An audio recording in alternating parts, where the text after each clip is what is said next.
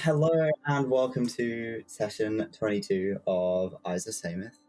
Every time I say that title, I have to not get it mixed up with my other campaign because I'm a grown man with the brain cells of a toddler. They're the favourite type. Yeah, well, I've been running it a lot longer. 22 though, we're making some progress. Damn, okay. No, I like torturing you a lot more. We're going to start off with a recap. Whoever does the recap gets inspiration for the session.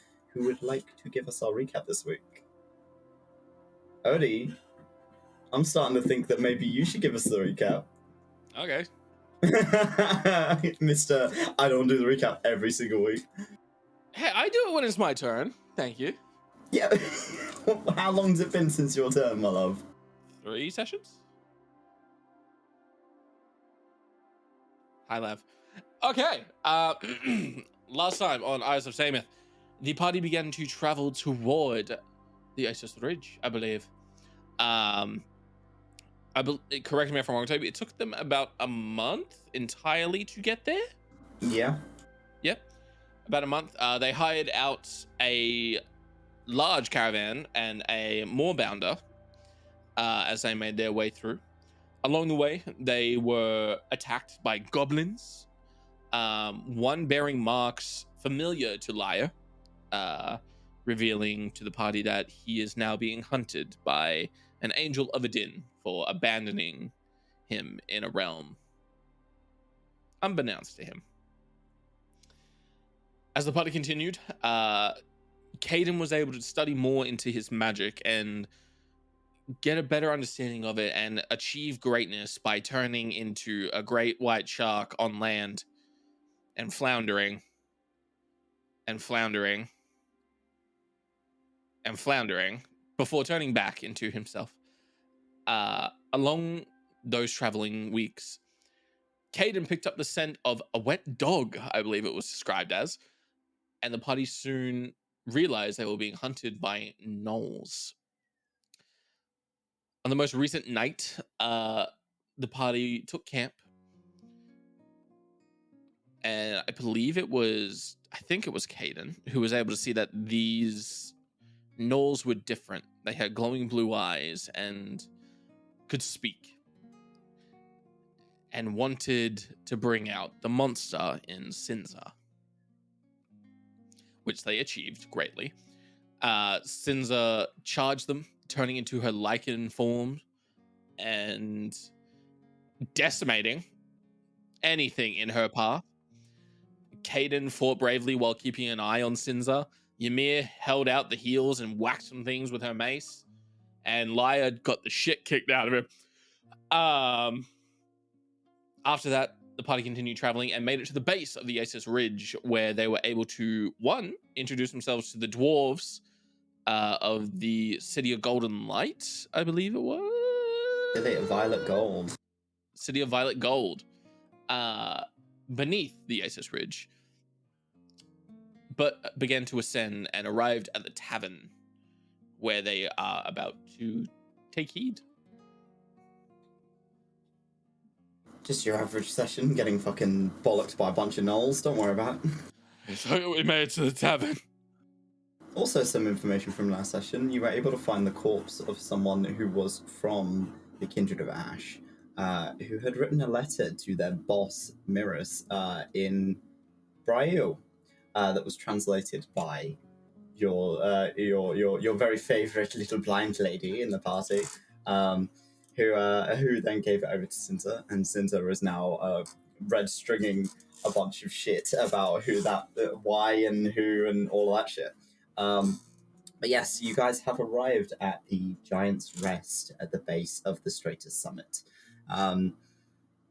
You met a stable person who is a young dwarf who has taken Almar into the stables to give him some food and pets and all of that. And you've stabled up for the night. And as you walk in, you were informed that the place was run by a dwarf called Dulon. But that's about as far as you got. As you walk inside, it is your standard looking tavern. There's a small bar at the front. A handful of doors up a small stairway. Looks like it's not huge, but it's comfortable. The architecture here is quite heavily dwarven. There's a lot of sort of geometric shapes in the stone and in the wood, and you've noticed that the ceilings are quite low. Low enough that both Kaiden and Sinza are struggling a little bit as you walk in. Ymir and Lyre, perfectly fine, no issues at all, but they're not particularly used to having tall people such as yourselves. The best they get are Asmoths who are pilgrimaging to the Stratus Summit themselves. As you walk in, you see this red-haired dwarf, big, chunky beard that's been plaited. It's so dramatic that it fits into his belt. His belt is holding up a good portion of his beard. He's got a large plait on the back of his head that is kind of wrapped up in a bun. Piercings, like quite a heavy nose piercing, some stretches in both ears that are gold, and quite catching the light as you walk in. Bright blue eyes, who smiles, and he's missing a couple of teeth. Maybe looks somewhere in his 70s, so maybe about middle-aged for a dwarf. And he kind of waves a hand. He's like, "You're right. I come over. It's a wee bit loud in here, darling."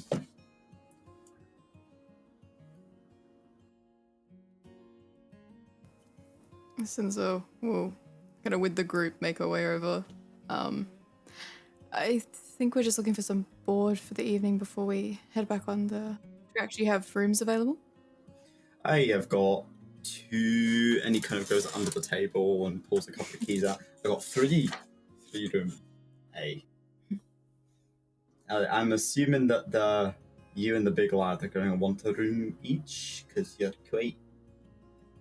Ooh, we don't see folks your size. Sinza looks over to Kaiden. Kaiden? Yeah. Do you want a bed, or are you still sleeping on the floor? Fine. I could just sleep on the floor. That's sure? fine. We have beds. If you want the big man to sleep in a bed, that's fine. I'm don't want you sleeping on the floor. That's not good for your back. Isn't it? No. Moss cloak. I thought that was fine. He kind of looks at Sinza like, is this normal? She just nods back to the expression. Well, I mean, I'm happy to share with someone. That's no issue for me. How much for the rooms? 2 silver per head, for night, and an extra silver piece if you want breakfast in the morning. Mm-hmm. That's some expensive head.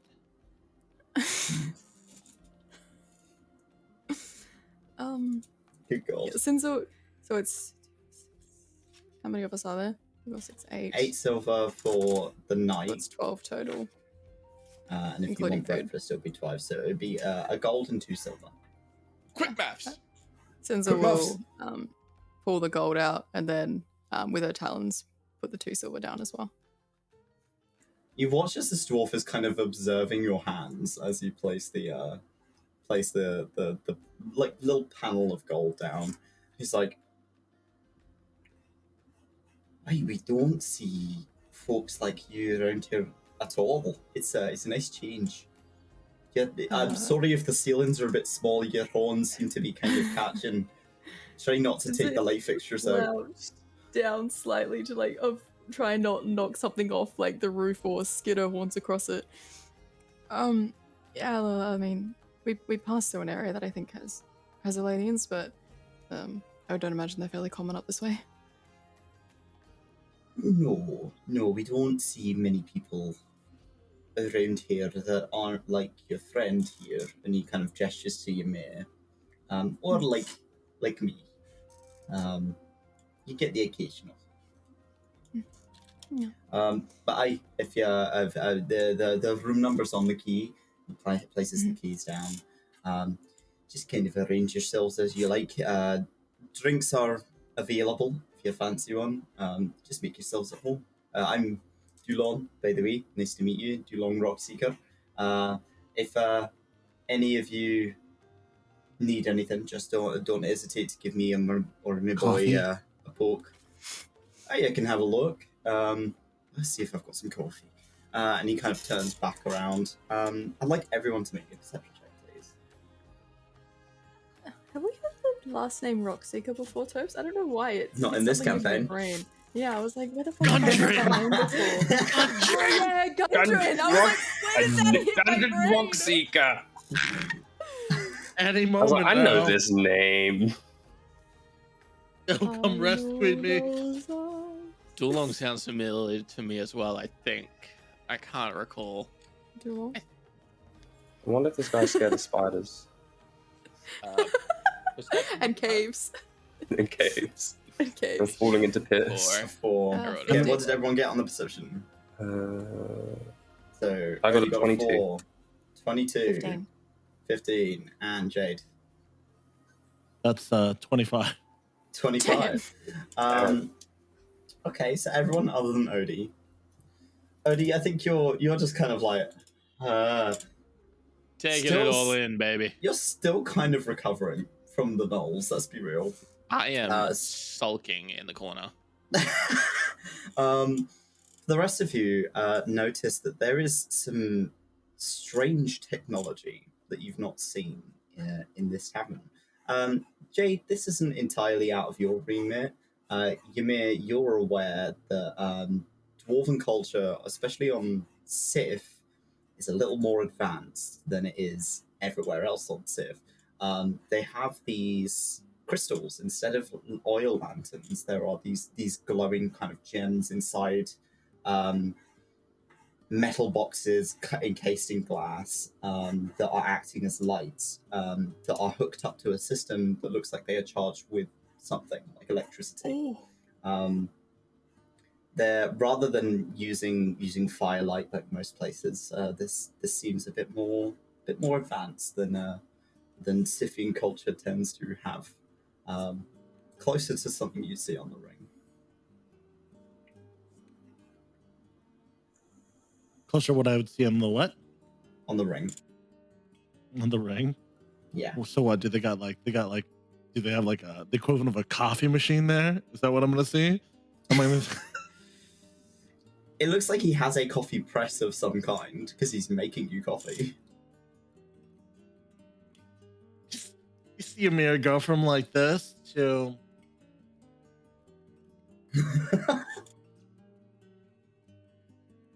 You can What's smell the coffee the- before you see it, Jade.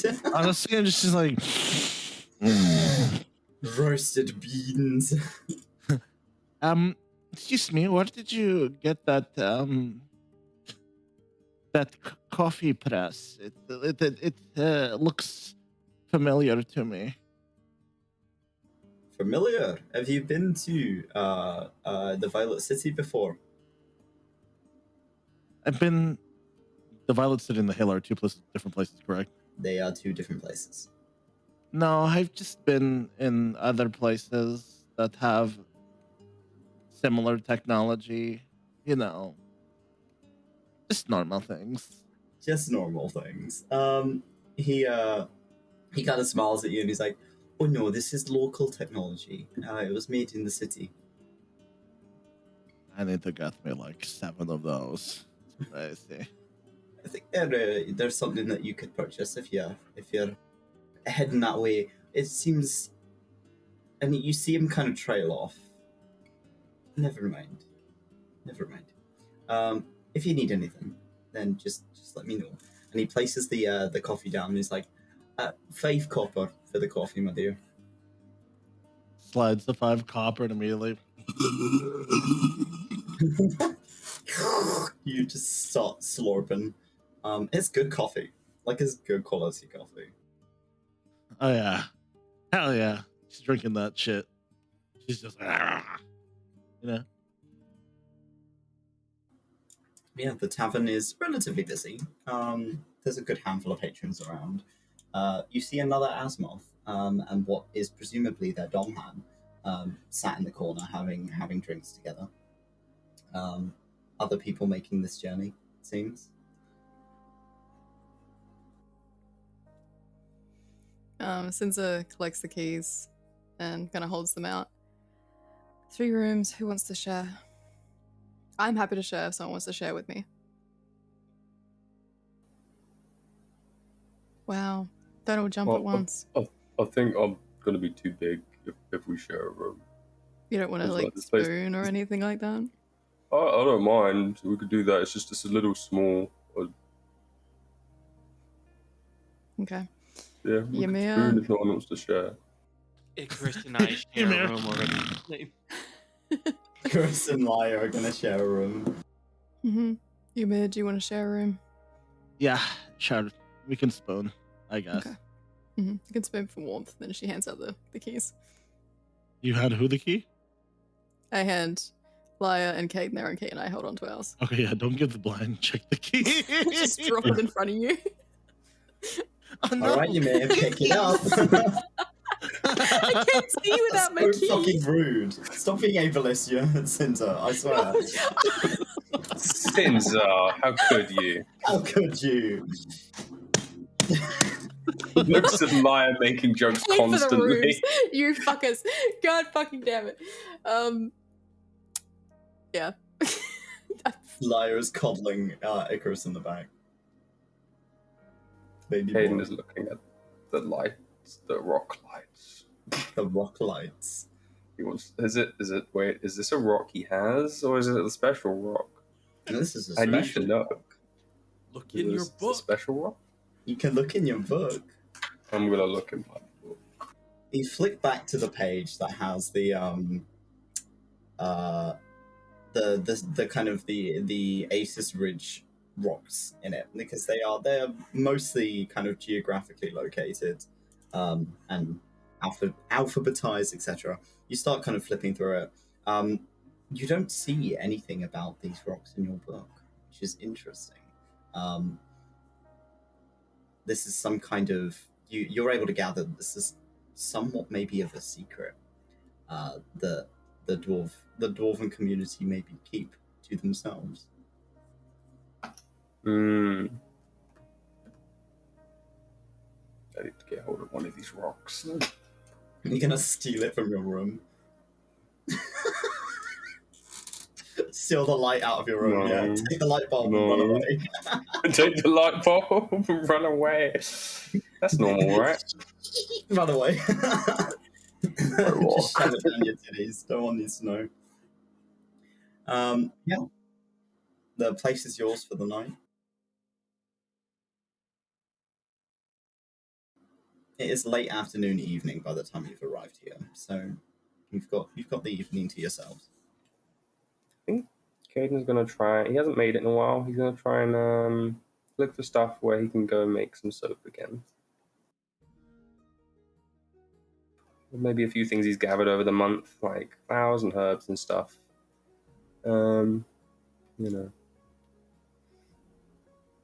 that's how we'll spend his evening. Jay? DM, how much money do I have? Let me go in your sheet and have a look. And I got an extra 200 last session, though. Yeah, you got 200 last session. I added that to your sheet. You are currently sitting on 55 platinum, 333 gold, 36 silver. Okay. Fuck off, Jade. You Really just check in to remind us. You fucking bitch.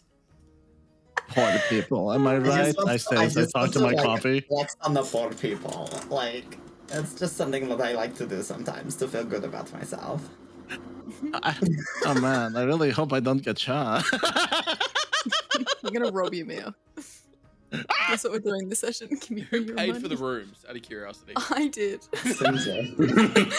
This is how Ymir stays rich. No.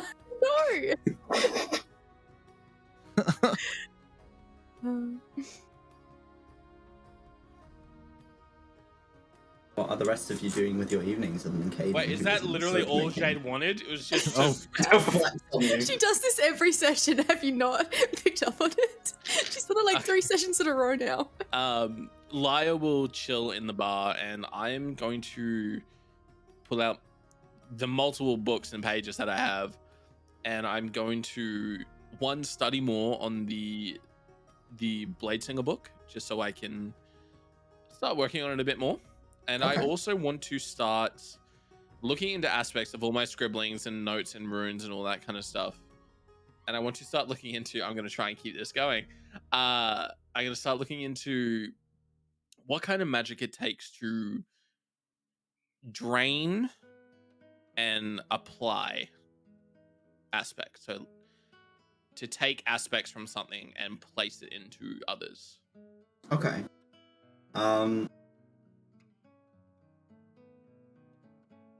Roll me an Arcana check. Are you going to your room to study, or you said you were sat in the bar? Yeah, I'm sitting in the bar. Okay, cool. That is an 18 plus 7, so 25. Okay, 25. So with a 25, you're kind of looking through it. Draining and storing magic is going to be a little harder. But in terms of how the magic is applied elsewhere, it's dependent on what you'd be using that magic for. For example, if you were draining abjuration magic, you could only use it for abjuration magic. There may be ways to change that, but with the information you currently have, it's difficult to determine. You're able to get a handful of runes down that you think would be applicable, but you'd want to meet with someone maybe who's got more expertise in this area. Okay. It's not impossible to find someone who's able to do that. Arvi could probably have helped you with that. Someone of like a good disposition with magic would probably be able to help you figure that out. Icarus is also with me. Yeah, he's sat on your lap, purring away while you're reading. He's such a hard mode. He's such a baby.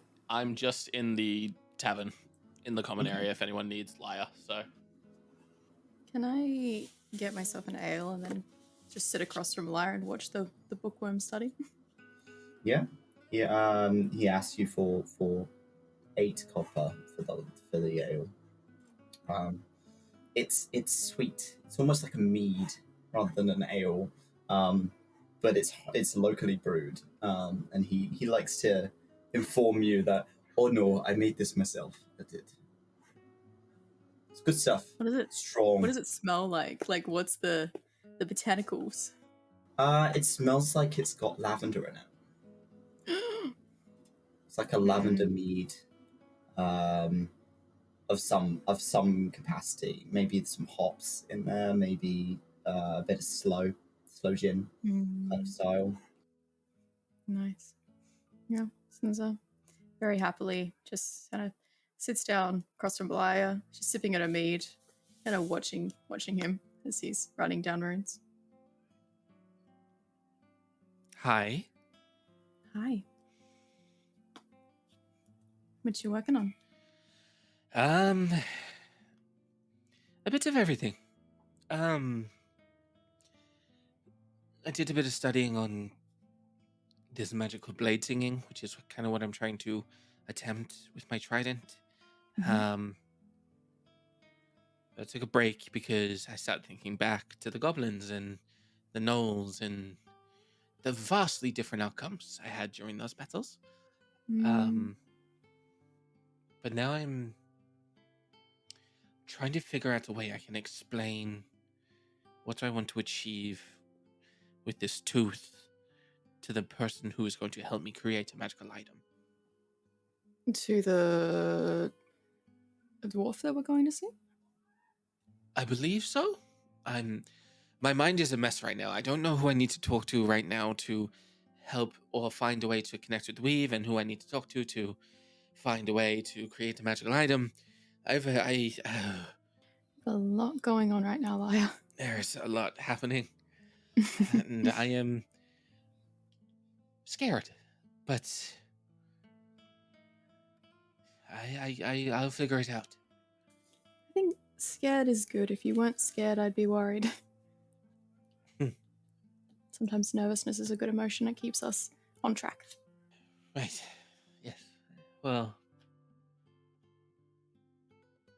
I don't know. Building a siphon that can take elements from someone and give it to someone else is big. But I want to make sure I don't want to take other aspects from people. I don't want to take any part of their soul. I don't want to take anything physical from them. I don't want to take anything like that. I want access to their magic. And that is it. Have you thought about the kind of implications of you, say, taking magic from someone who, or where magic is their life, basically? Like, kind of with you, the feelings that you have towards magic. If you take magic from someone who cares for it, it may have bad repercussions in terms of them wanting vengeance for it. Yes. I definitely have had that thought.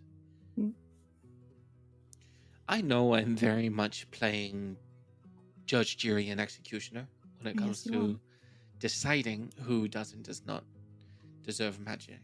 And I like to think there's part of it in me that, since I want to ascend and become that god, I have the right to choose that. But I also know, from a standpoint, what magic is capable of in the right hands. I have no doubt in its life of that lich, they were once like me.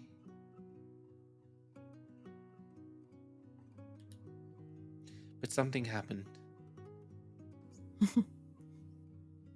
And their magic turned dark, and now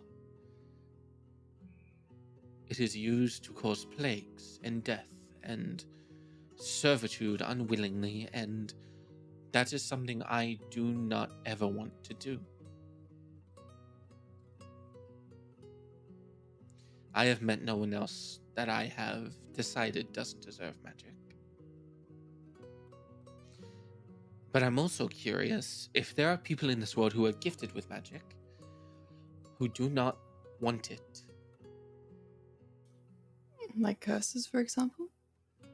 I'm not sure if a curse falls into a category of magic. Well, it kind of does, but It does in a something sense, that plagues them. Curses is one thing, but there might be wild magic like Kaiden. Kaiden has a handle on it in some sense. Others might not be able to control it, and it could hurt them, and they could want it gone. I could do that. I see your vision. I understand it to a point. I'm nowhere near smart enough with magic to fully comprehend what you're trying to achieve. I think, the best thing we can do is ask, or you can ask for further assistance on this.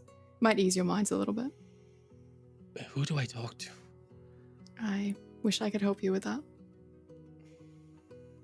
I think a good start is in the Asus Ridge.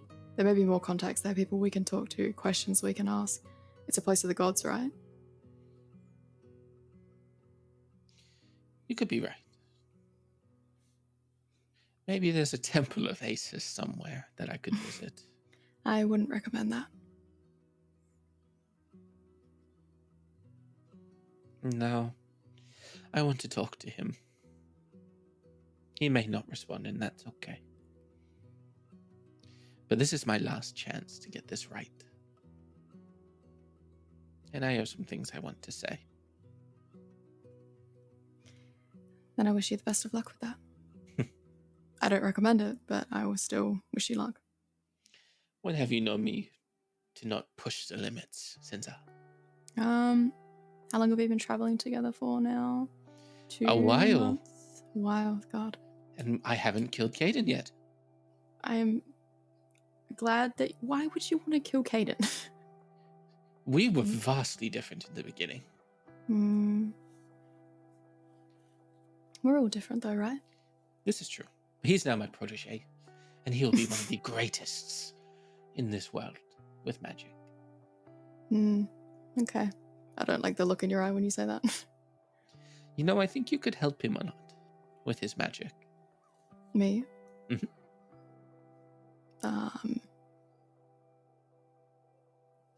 How? He says in hushed tones, lycanthropy is very primal, bestial, from what I've seen anyway. I feel like there might be an aspect to that with druidic magic. It could aid Kaiden if you want to learn to control yours or begin to understand it. Talk to him about it. I think once I have a better grip on it, I'll be able to assist him further, but I don't want to encourage the primal nature of my lichen onto him. I don't think that's a good idea. Well, he listens to me because I have knowledge. And I somewhat demand his respect when I teach. But with you, it's different. He respects you,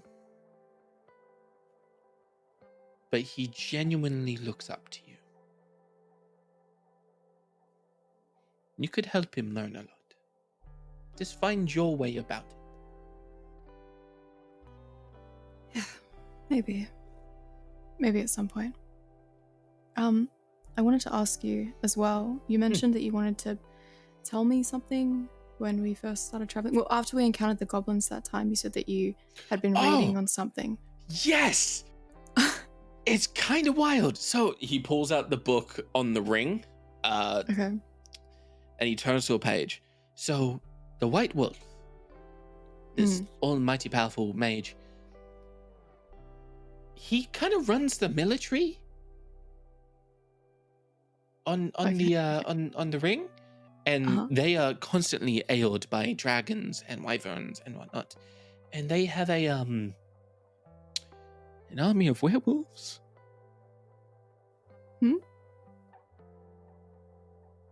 He sort of just pushes the book forward and points to a page. Toby, if you want to give it more of a detailed. So the book itself has like a little map of the ring and all sorts, and you've been flicked over to a page that is labelled the Syndicate, the governmental system in place of the Crown Council on the ring. General Wolfbane, known as the White Wolf, is the head of the Citadel of Magical Studies of the Fortuna, and the current head of the military command for the ring and the World War. He is the culmination of the Syndicate's presence. He's practically a secondary ruler over the ring. Almost every populated area of the ring has the Syndicate presence within it, and the laws that must be abided by. But the majority of the ring's inhabitants are immigrants from Sith. The richest and most arcane elite live in the cities located around the capital city, the Citadel, such as Aeron City and Halon, which are two quite significant cities close to the ethereal pass that allows you to travel between the ring and Sith. The general has eyes everywhere. That has a significant enough population to warrant the Syndicate's protection from the creatures and wildlife that threaten them. As a man of a variety of talents, the general is a wolf-blooded with a flair for business. He is an incredibly powerful magic user, and is the mind behind the Arcane University, the Fortuna, funded and endorsed by the late Queen Falheim of the World War on Sif prior to her demise in the collapse. He is also the driving force behind the military on Sailor's Halo, colloquially referred to as the Pack, a unit of strictly trained werewolves that work to keep the peace amongst the ring's inhabitants and protect them from the outside natural forces such as the significant wyvern and dragon population. He is an entrepreneur of new ideas, inventions, and magic-powered creations, the inventor behind the ethereal pass that allows you to travel between the ring, to make the ring accessible to the public and not just a select few with the magic to travel such a distance. It doesn't go into masses of detail about the pack, but there are a couple of images, and you see it's strange to look at because these drawings make these people look like they are the same person. there are multiple white-clad armored figures, faces almost entirely covered. There's sort of a chain over the lower half of the face and then plate over the top. They are plated head to toe in what looks almost like adamantine, like it is this beautiful white armor. But they are all the same height, all the same build, and they are menacing in force. They are quite scary to look at.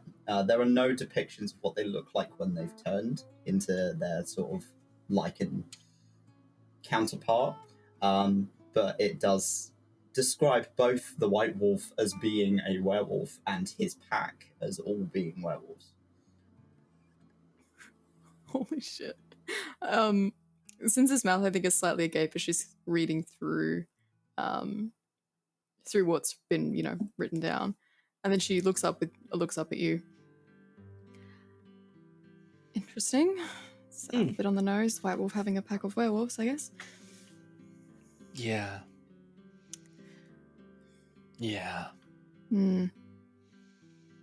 Thank you, though. I thought it might have been of some interest. No, definitely. I mean, hearing that I guess werewolves aren't, or were-creatures aren't all seen as, I guess, bad omens or, bedtime stories is nice, I guess. It's like a driving force or an army is something nicer to think about, I guess. But yeah, once we get to the top, to Asus Ridge, I asked that your wise was speaking to Asus, and I know that this is something that you want to do, but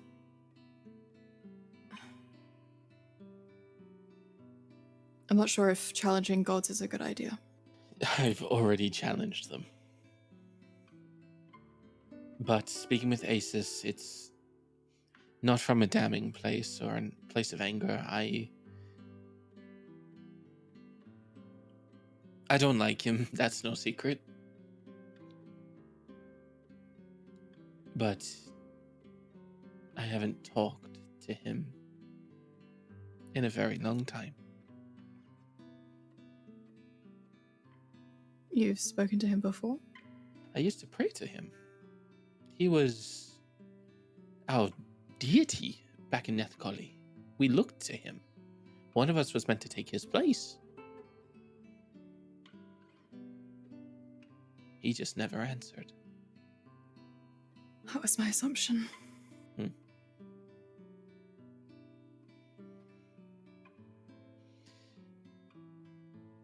But I promise I won't go throwing fisticuffs with the gods while we're here. Kind of Word of already advice. have. Shut up, Toby. Bide your time. If you want to show him what you can really be, I would give it time.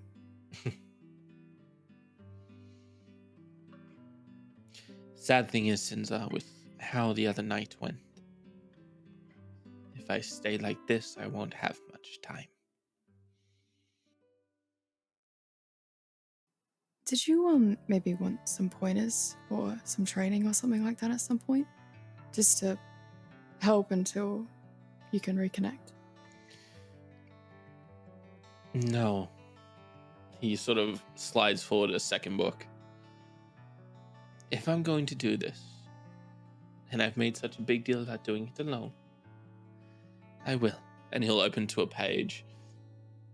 And looking into this book, you see beautiful depictions of almost dancing like, but you see like blades in the hands of these people. You see the techniques that Lyre has tried to mimic in the past few confrontations.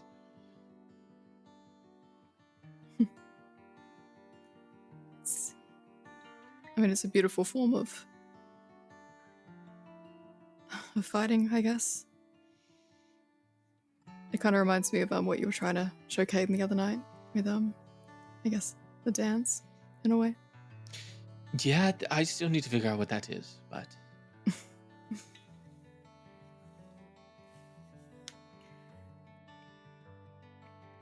And I'm going to get back to some studying. I need some catching up to do.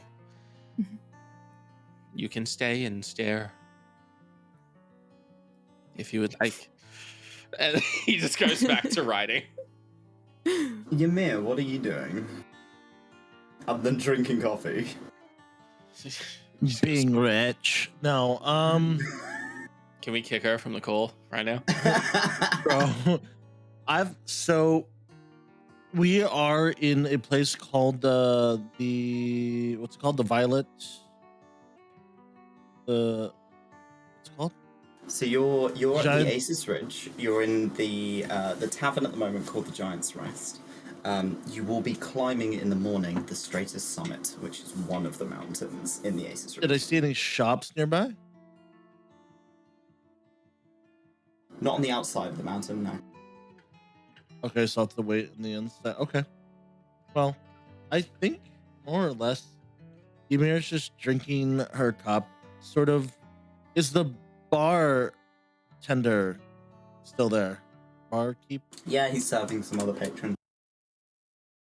She's gonna wait till he's free and then try. She's gonna wait till he's free. He notices you kind of waving and will make his way over and he's like, "Hey, what can I do for you, lass?" You were talking about something before in regards to, well, information, and you just stopped talking about it. I was curious. You see, my friends and I have a tendency of getting ourselves into trouble, regardless if we want to or not. So I figured that maybe you could go into more detail of the ins and outs of what's happening. Could you repeat that and rephrase it for me? So out of character information wise, she was asking about technology or something. She was, and Okay. then that is what she's referencing. That's what she's asking And about. she's interpreting it as like you were, you know how when someone says, let me tell you something. No, I don't want to tell you anything. Yeah. That's the way she's approaching it. It's just like, finish what you're saying. That's her mindset right now. Roll me a persuasion check. God. Fuck. Okay, let me see. Well, Victory Royale. See. Let me get your mirror sheet here. 1 second. I'm so spoiled. I was like, found your no. I was like, I'm so sorry. I'm working on it. Don't be. Persuasion, right? Yes, please. That's not that good. It's a 9. It's a 9. Okay. He kind of pouts a little.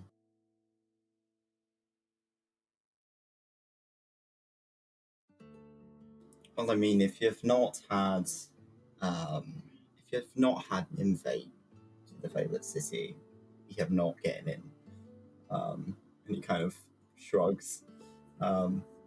It's kind of I don't like to say exclusive, but it's exclusive. Is that a way to get an invitation? Is it like you have to know the right people, or do you have to? It's who you know. If you've warranted an invite, then you'll get an invite. But most of the time, if you're trying to get in, you're going to need a name to back you up. What kind of name? Does it have to be like a dwarven last name, or... No, not necessarily. He's kind of, again, you get the feeling that he's watching you quite closely. You can't really make out much of his face given the state of your vision, but he's certainly assessing you as you're talking. Well, usually those who are pilgrimaging to the Asus Ridge don't try and make their way into the city. I was just curious, is all. I figured that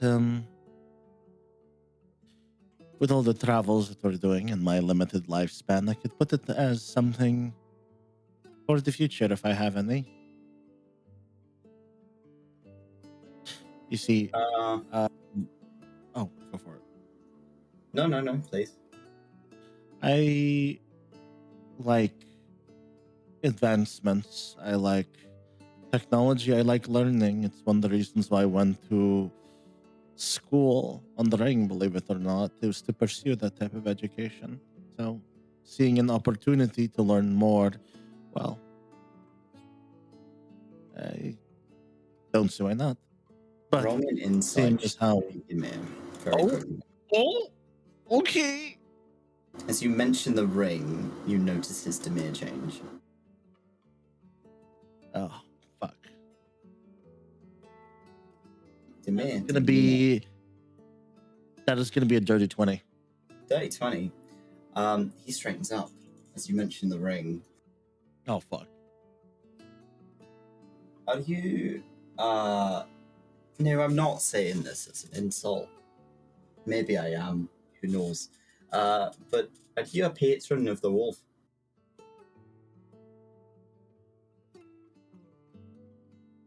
Is he referencing the wolf that I know? Yes, he is.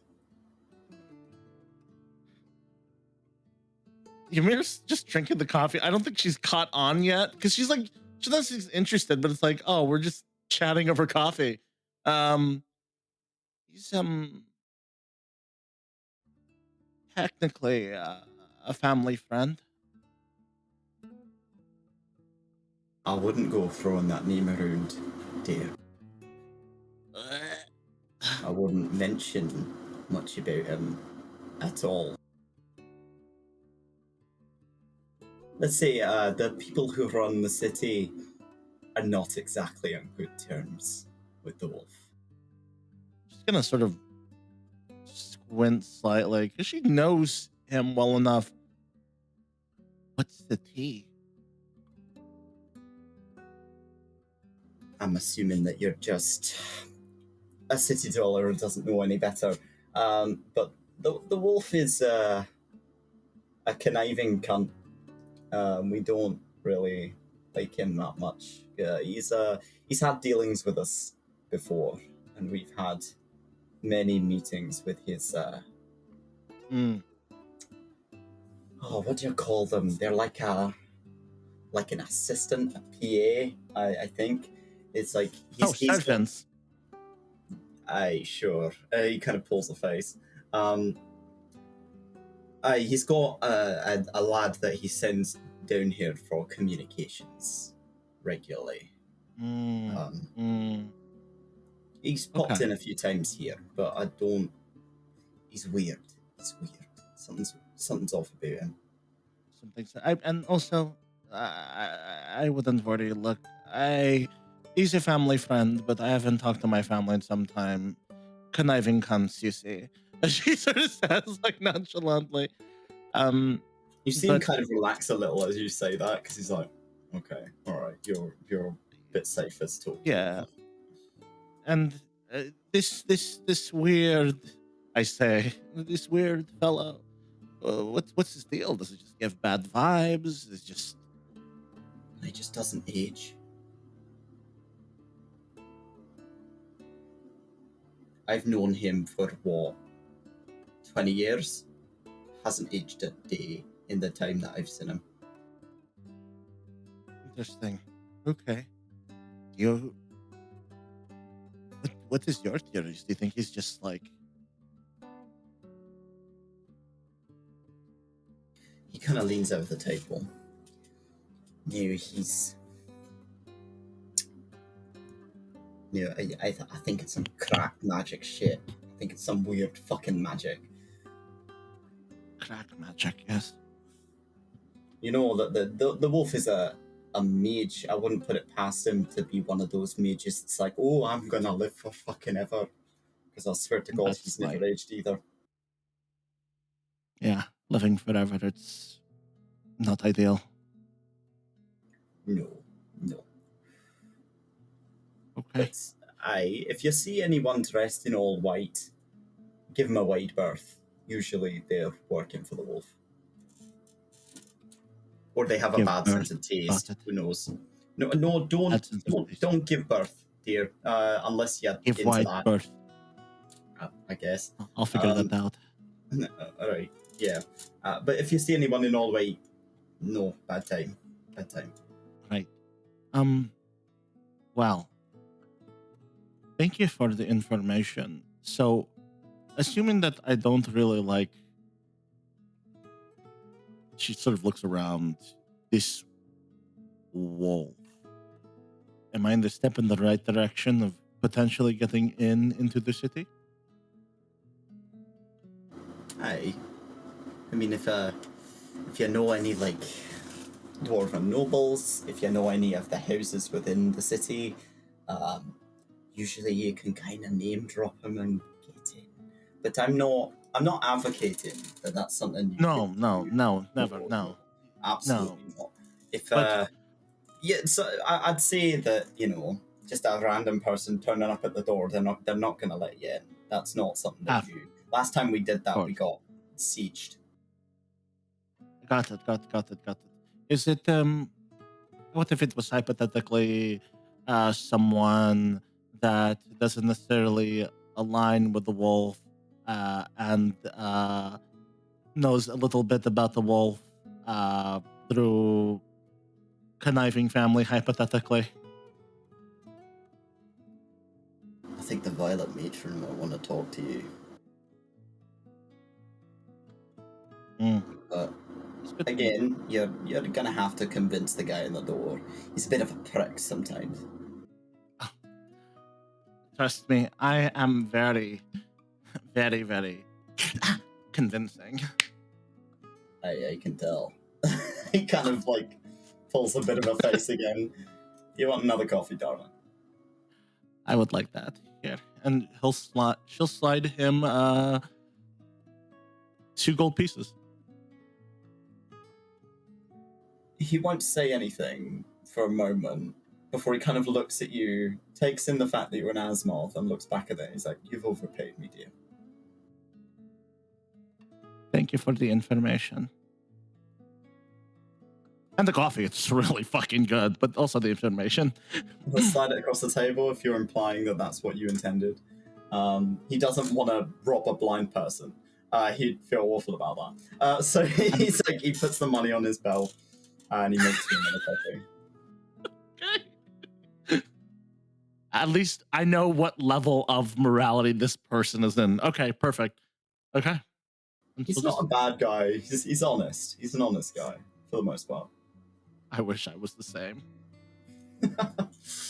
Kaiden.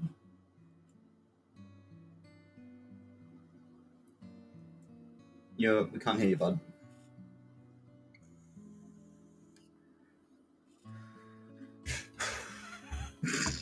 He's getting there. The tail end of that conversation, you may probably hear like a bunch of fucking heavy footsteps as Caiden's coming down. Mumbling, he's probably accidentally knocking into stuff. He's covered in oil. Why is he oiled up on a Thursday afternoon? Something's gone wrong. It's fine. Don't worry about it. And he's looking for Dulong. So he'll come up to that. So, right. How much would it be for like a handful of coffee? Why are you so sweaty? Are you alright? I spilled something.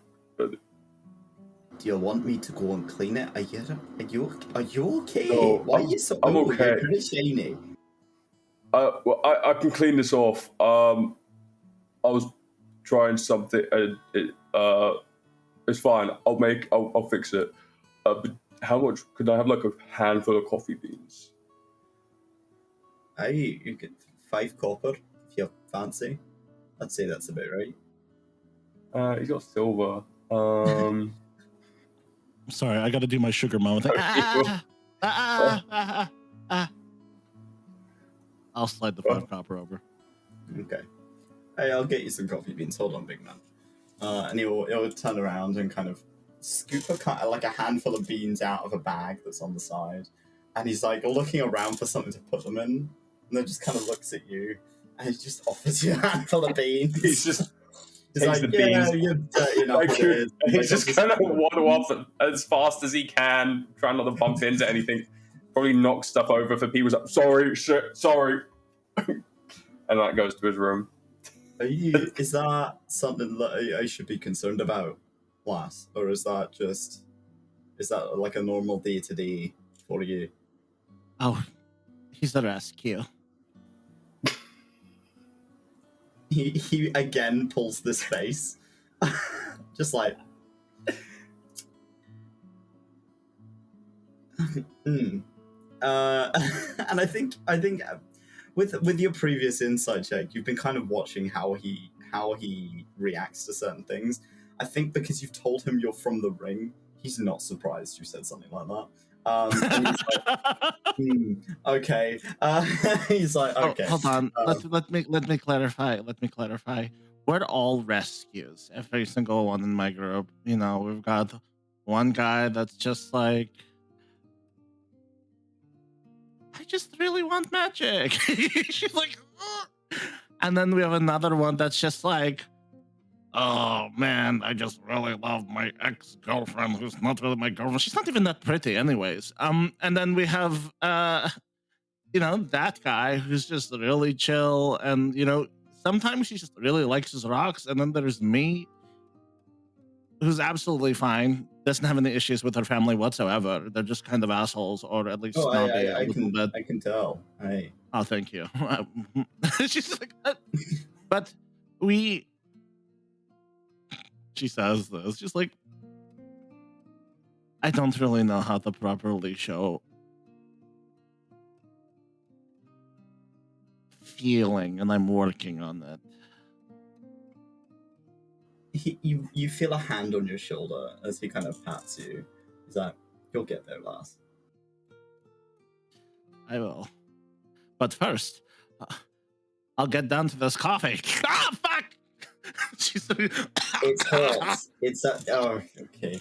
But you continue drinking your coffee. Yep. And the night begins to peel on. Dex, you're able to make, I think, what did I say, three bars of soap? Bars. In the tub that's in your room. Yes. That tub is now slick with oil. And like Yeah, he's had to clean that off. You've been scrubbing animal fats off the inside of this fucking tub for like a while. Yeah, it would have been weird if he came there like, covered in oil. Was like, right, I need coffee beans and like rope and this. And so, what are you doing? Like, what the fuck are you doing? Is there anything else anyone wants to do before we call it a night? I'd like to make a wooden stake. Oh God. Okay. Sinza? If Sinza doesn't see Kaiden for hours, she's just gonna go check on him. Just like knock on the door. Kaiden? Yeah. Are you good? I saw you come downstairs like an hour ago and you looked all shiny and oiled up. I mean, I'm I'm still getting some of the oil off, but yeah, What? I'm okay. Off of what? Me? There's like silence for like a minute. I just wanted to show you the letter that Iris wrote just as like a quiet comfort. But to you? I wrote to her with some concerns about stuff that was going on in Sahonos, so if you wanted to read it. Okay, I got the delivery and like I wasn't sure, so I just kind of left it by your bedside. Do you want to read it or not? Yeah, I'll have a look at it. She slides it under the door. Okay. What does it say? I'm sending him a letter under the door. You didn't open the door. Do you think Kaiden can read? Kaiden can open the door. He's just cleaning some of the oil Can off still. Kaiden read it? He's got a scrubbing brush in one hand, and there is a Yeah, half he'll open the door. bathtub across the room. It's just a mess everywhere. I'm not gonna ask. I'm sure you know what you're doing. Yeah, well, like, may have spilled a few things. Hmm. Look at that.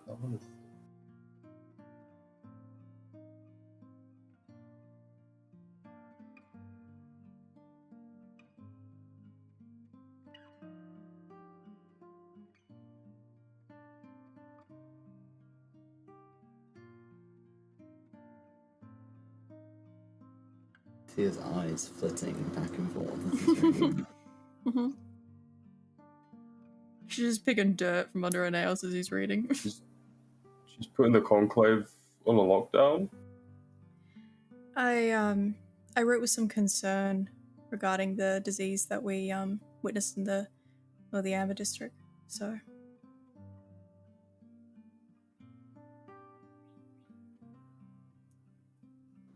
I mentioned that it might be a good idea. Yes. I mentioned that it might be a good idea to seek Ivy's, I guess, help with if they encounter anything, and suggested maybe they let the other groves know as well. Yeah, that's a good idea. And he's looking for. He's got like some bars of soap wrapped up, and he's got one for you. Little hands. I was making, one for you. Just He has a finished my lemon last balm. One for you. He has a lemon balm. I just finished my other one, so thank you. Okay, that's good. Well, we've been on the road for a while, and like I haven't made any, so and I made some for Lyre and Ymir, since I haven't really made him anything yet. That's really nice, Kaiden. I don't know. I mean, Lyre has scales. I mean, does he only use it for his hair, or does he use something else? I don't know how that works. Do you think he just like licks himself clean, or like maybe? Is that? I don't know. I don't see scales ever really got dirty much when I was in the conclave, so I'm not sure. I don't know. I think it's a good gift, though. It's a good gesture. Kaiden, you know that Zanny bathes. Okay, but I don't know. I know she uses soap then. You have no idea. You've never seen her bathing. Okay, so he doesn't know. He just knows she bathes. That's it. Well, I'm going to bed. I will see you in the morning. Make sure that you scrub that tub really well. They might keep our bond or ask for more money if we don't clean up properly. Oh, fuck. Well, I also got it on like a few other fabrics which might not come out. So maybe if you apologize to the barkeep really nicely, he won't get mad. I think maybe if I wash it and then like let it dry, it might be okay. Okay. Yeah, it might be okay. Yeah. Each of you heads to bed. After Kaiden, you spend a good few hours trying to get the oils off of the inside of this bathtub. But you each head to bed. All of you roll me a d6. Oh boy. I would like to refuse. No. 3. I rolled a 6. 5. Oh, nice. 3, 5, 6, and a 1. Okay.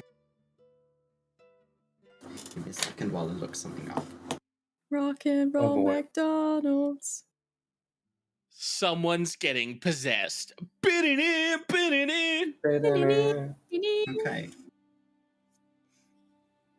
Right.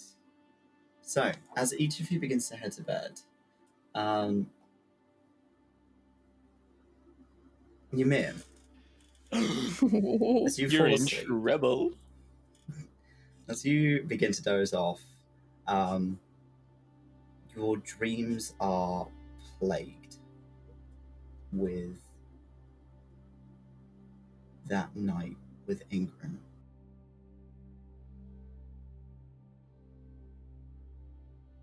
You don't rest well. You can see the pieces of him on the floor. You can smell the oil. You can see blood of your captors, of people that were trying to attack you.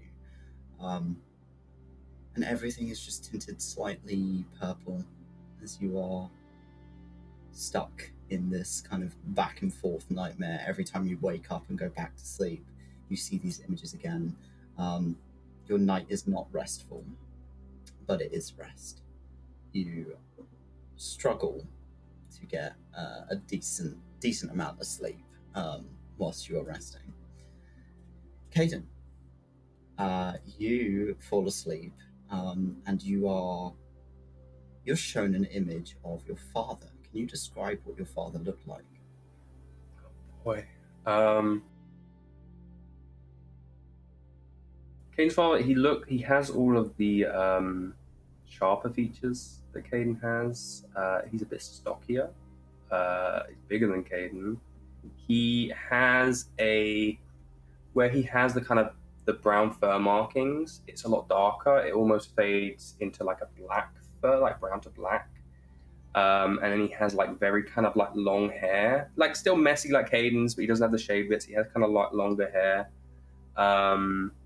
And a fuller kind of like, not full beard, but fuller like stubble on his face, like connects more. It's not just like a rough stubble.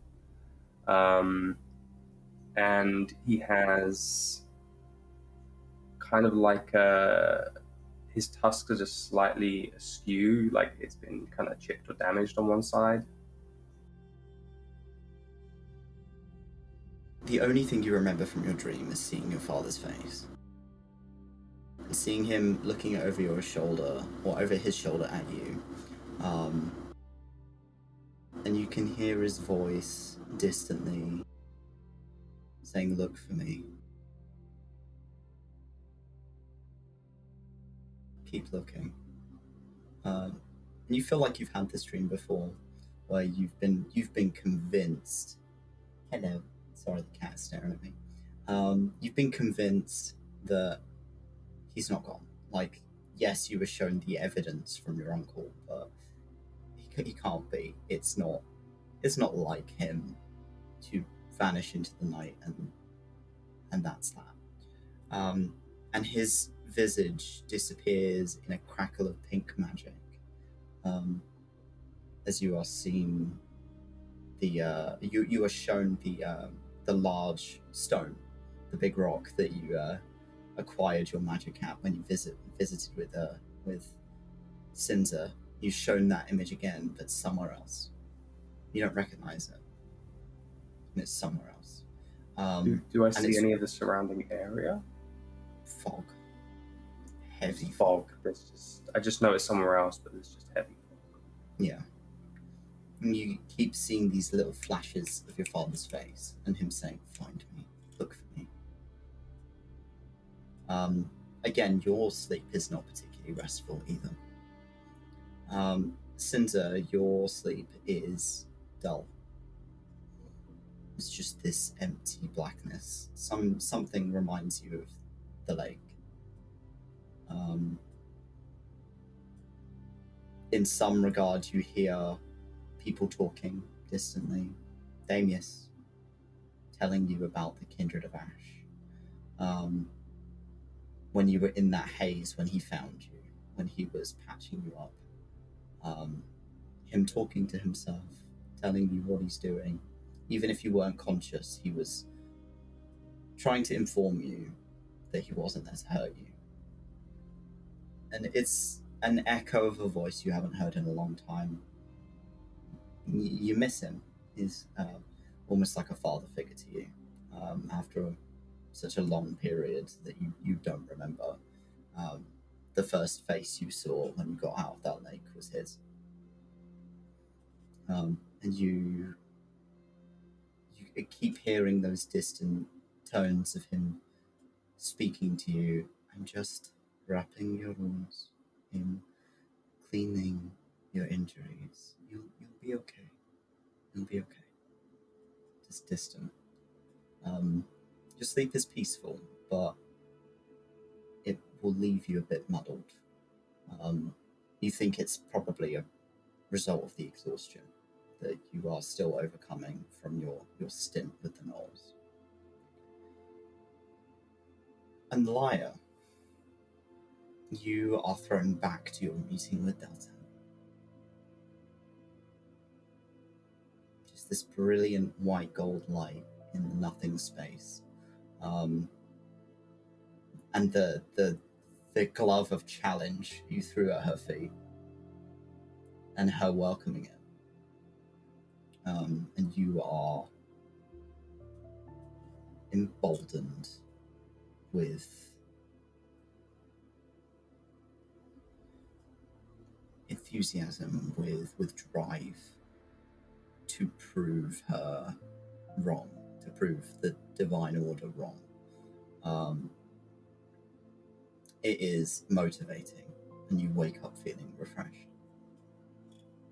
And the next morning rolls around, the four of you wake. You can distantly hear the tavern is beginning to wake up downstairs. The morning is yours.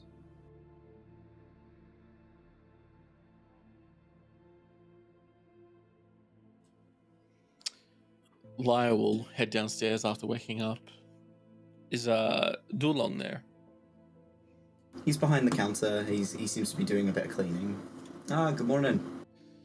Hi, 𝘏𝘪𝘨, was it? Yes, 𝘏𝘪𝘨, that's me. 𝘏𝘪𝘨. I am Lyre. It's nice to meet you. Pleasure. Just curious. I know we're at the Asus Ridge. Is there a temple to Asus nearby? Oh, hey, I thought that's where you were going. Is it at the top of the peak? No, it's deep under the mountain. Huh. Unless you're going to the Anthaneum, which is at the peak. Some people like to go there first and then make their way down to the temple. The temple's open to the public. That's kind of a big open thing. The city is above it. It is deep underground. Do you do we still have the map that we were given? Yeah. Can I pull that out? Can you show me where on the map this temple is? So, and he'll kind of go over it, and he shows you an entranceway that it's near where the door was, where you went and spoke to the door person for the city. There's a little cavern that you can kind of start making your way down. It's quite a trek, but you know it's deep underground, so that makes sense. But it's a temple to all of the Sith. And the World Weaver and all of the children of those gods. It's pretty much every single god is represented there, apart from the 𝘋𝘶𝘯𝘨. Right. Well, I think a few of my friends would enjoy going there. Aye. I'd definitely make a trip to the peak because it's a beautiful view. That's the plan. We have someone to see, apparently, so... Oh, you are going to the Anthaneum, and he kind of points at the side of his head, and he's like, that's quite the experience if he pays you a visit. Let's hope I can have that visit. Aye. If you're going to the peak dressed like that, you're gonna freeze to death. Yes, I feel like I've caught a cold already. Aye, with scales, I can't imagine you keep heating very well. No. We can look around in the back. We do have a bit of a cloakroom. Maybe we've got some furs or something that you can use. That would be... I'm more than happy to pay as well. That would be fantastic. Hey, sure. And he'll kind of bimble out back. And he comes out the front with a couple of coats that are... and a cloak that are all like kind of fur-lined. And it seems like he explains to you, ethically sourced local stuff that was made in the city. So it's beautifully made. It's stunning stuff. Like, this stuff is clearly made by somebody whose job is to tailor. Embroidered kind of edges with this geometric pattern that again is quite dwarven. But it's sort of a warm brown looking fur on the inside of this cloak. There's a coat that you can wear with kind of a heavy fur collar. Stuff that is intended to keep the heat in. Have you ever been about snow? I'm from a jungle. I've never seen snow. Most people are. No, it's the only place on Sif that gets snow, so most people don't really expect snow when Okay. you go up there. It's a bit of a dangerous trek. We've heard. Sometimes there are creatures that live on the mountain. Not many. Don't worry, you're not going to jump into any giants. Not that I know of. They don't tend to come down this far. That's good to know. You might see them though. Great. They live on the clouds. Right, cloud giants, of course. Aye. Or if you're up there, actually, if you can, you might be able to look down. And he will kind of point on the map. There is a point not too far from the Anthaneum. There is a large circle in the top of the Stratus Summit, like a pit. Very large. He says, if you look down into this, you'll see the Tithing Bowl. So once a year in my community, everyone who owns a workshop or a guild will pay a certain amount of tithe into the bowl, and we have a celebration, and the bowl is raised up and offered to the giants. The tribute of sorts. Aye, they protect us from things from the outside, so we pay them. And the bowl will come back down and be empty, and if you don't pay, you're cursed. So it's kind of a bad time. I would hate to have a curse. Aye. Well, it's a whole thing like 100 years ago, way before my time, but it was a while ago, where the Fae that lives under the mountain used to steal the money instead of it going to the giants, which is why we got sieged. The Fae, right? Aye. Right. Oh, you don't know about that? He kind of like pulls a face. He's like, Not really. I've just had some awkward run-ins with Faes in the past. You know? You roll me an Arcana check. 14. You notice, looking at his face, there is this shimmer over his eyes. He's using magic to change the color of his eyes. He's using thaumaturgy. Why are you changing your eye color? You're a quick one, aren't you? And he leans forward to you and kind of clicks his fingers, and his eyes turn this beautiful bright green. Oh. So, you'll notice that most dwarves have green eyes. Okay. It's part of our culture to make a deal with the Fae. When you make your first artisan craft, you offer it to the Fae, and in exchange they give you your eyes. You give you your green, as we call it. And it's a protection thing. It's part of our culture. Don't worry, it's not one of those fucky tricksy Faes. The previous Fae was, but we dealt with that. Okay. Right. Sure. It's clicking for laugh. Aye, so if you see people with green eyes, some folks get a bit tetchy about it, so I tend to cover it. Understandable. And he clicks his fingers again, and that eye color turns back to blue. Right. Well, if you don't mind, I will take the dramatic cloak with the fur shoulders and the long draping behind me. I like a bit of flair. How's 2 gold sound? 2 gold is great. I would also like to grab, if you have enough, 3 cloaks just for everyone of the cloaks also. And he'll head round back and see what else he has. He's like, you might be a bit short on your tall friends, but they'll fit the small one with the Asmoth. Mm-hmm. I don't like really calling her what she is, but like, Ymir is her name. Ymir, that's her name. She never introduced herself. They'll fit Ymir, but they might not fit your tall friends. That's fine. One of them has fur, the other one never wears a shirt. So he also had the big fuck off cloak covered in moss. This is true.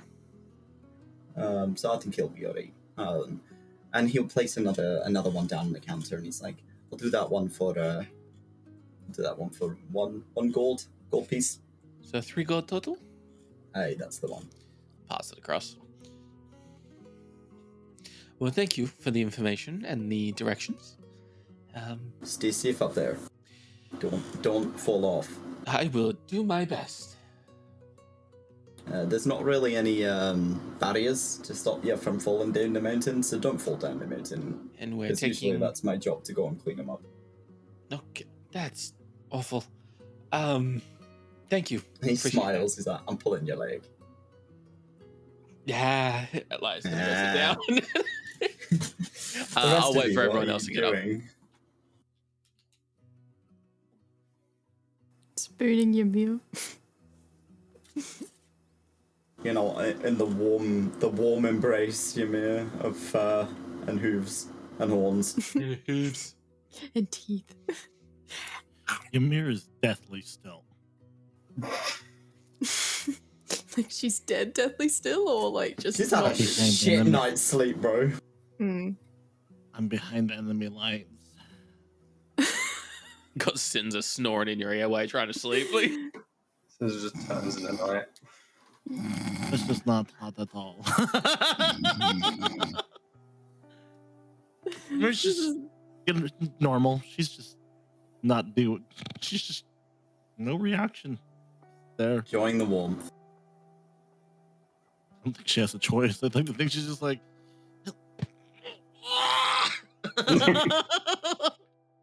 Gets crushed by the barbarian in your sleep. Good.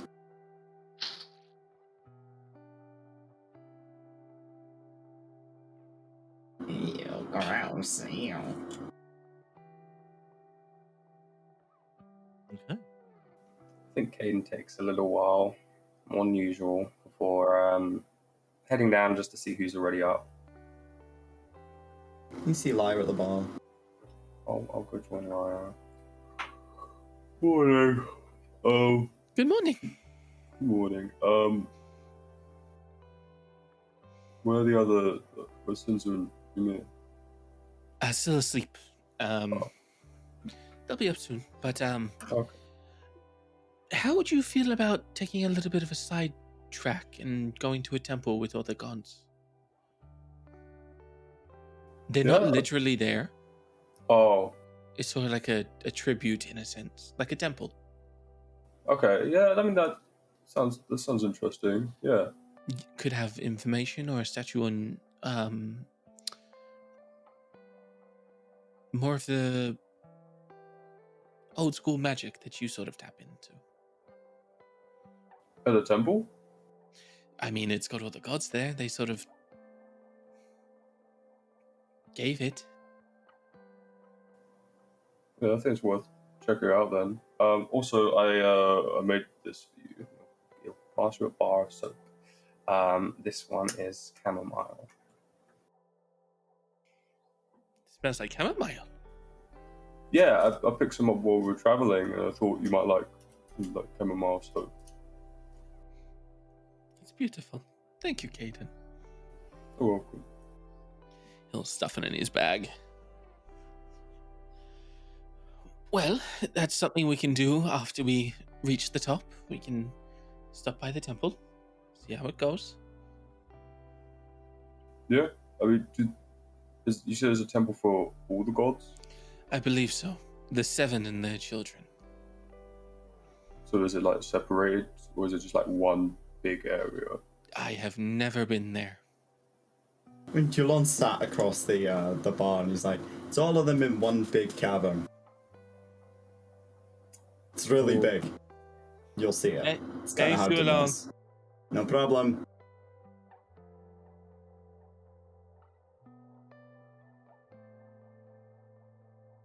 You okay, Kaiden? You seem... Yeah, I see. I had a bit of I didn't sleep well. I had some dreams about my dad, and I saw another one of those rocks, the big rocks. Oh, But it was somewhere else, surrounded in fog. well, I mean, we're going up a big mountain. It could be foggy up there.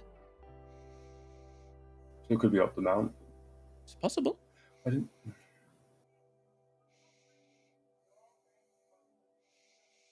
Well, I also heard my dad say, like, come find me, but I wasn't sure if that was the rock, and then I was just seeing my dad, or I wasn't sure. Your father? Yeah. I thought your family mentioned he passed. Yeah, but they only really had a finger, like, and we never found a body. I kind of hope at least he's out there somewhere. Okay. So it was just weird seeing him in a dream like that. Could be a sign. What hope was his so. name? It was Angus. Angus. Angus. Well, maybe from city to city we can ask around. See if anyone knows. Yeah, I mean, I don't know if he really ever went to cities, but we could check. Dulong, Aye. have you ever met an Angus?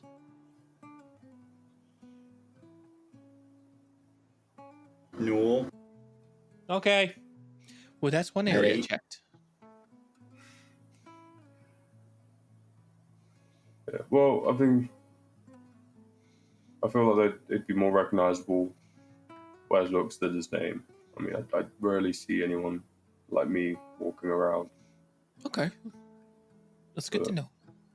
But he looks pretty similar. He just has more of a full of beard and long hair, you know. Does he wear a shirt? Sometimes. He's also a lot bigger than me. What? Yeah. But you're a big burly boar man. Well, yeah, he's bigger than me. He's the bigger burly boar man. He's the bigger burly ball man. Say that 5 times fast. Bigger burly ball, bigger burly ball man, bigger burly ball man, burly ball. I don't think I can do that. The tusks get in the way a bit. Yes. As you're trying to say this over and over, you see, like, you can hear the door opening upstairs. Ymir and Sinza, you're up and about.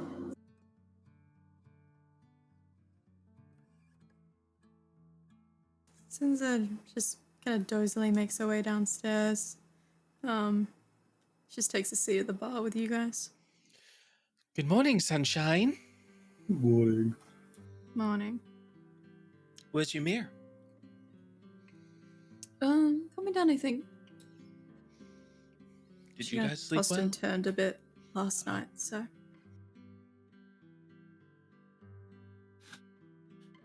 Ymir's gonna make her way down, completely dressed. Absolutely fine. You can smell something cooking from around the back of the bar. Sounds like breakfast. Yeah, it's knuckle sandwich for my DM. Damn it, bitch! Come here, bitch!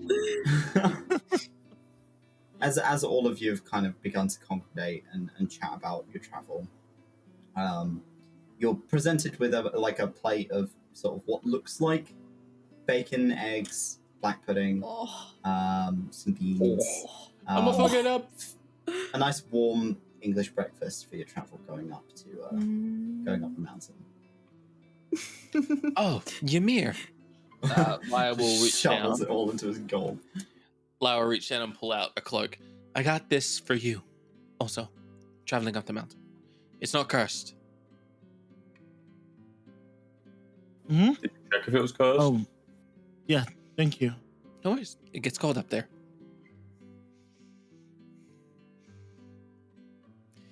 Now it's never coming off.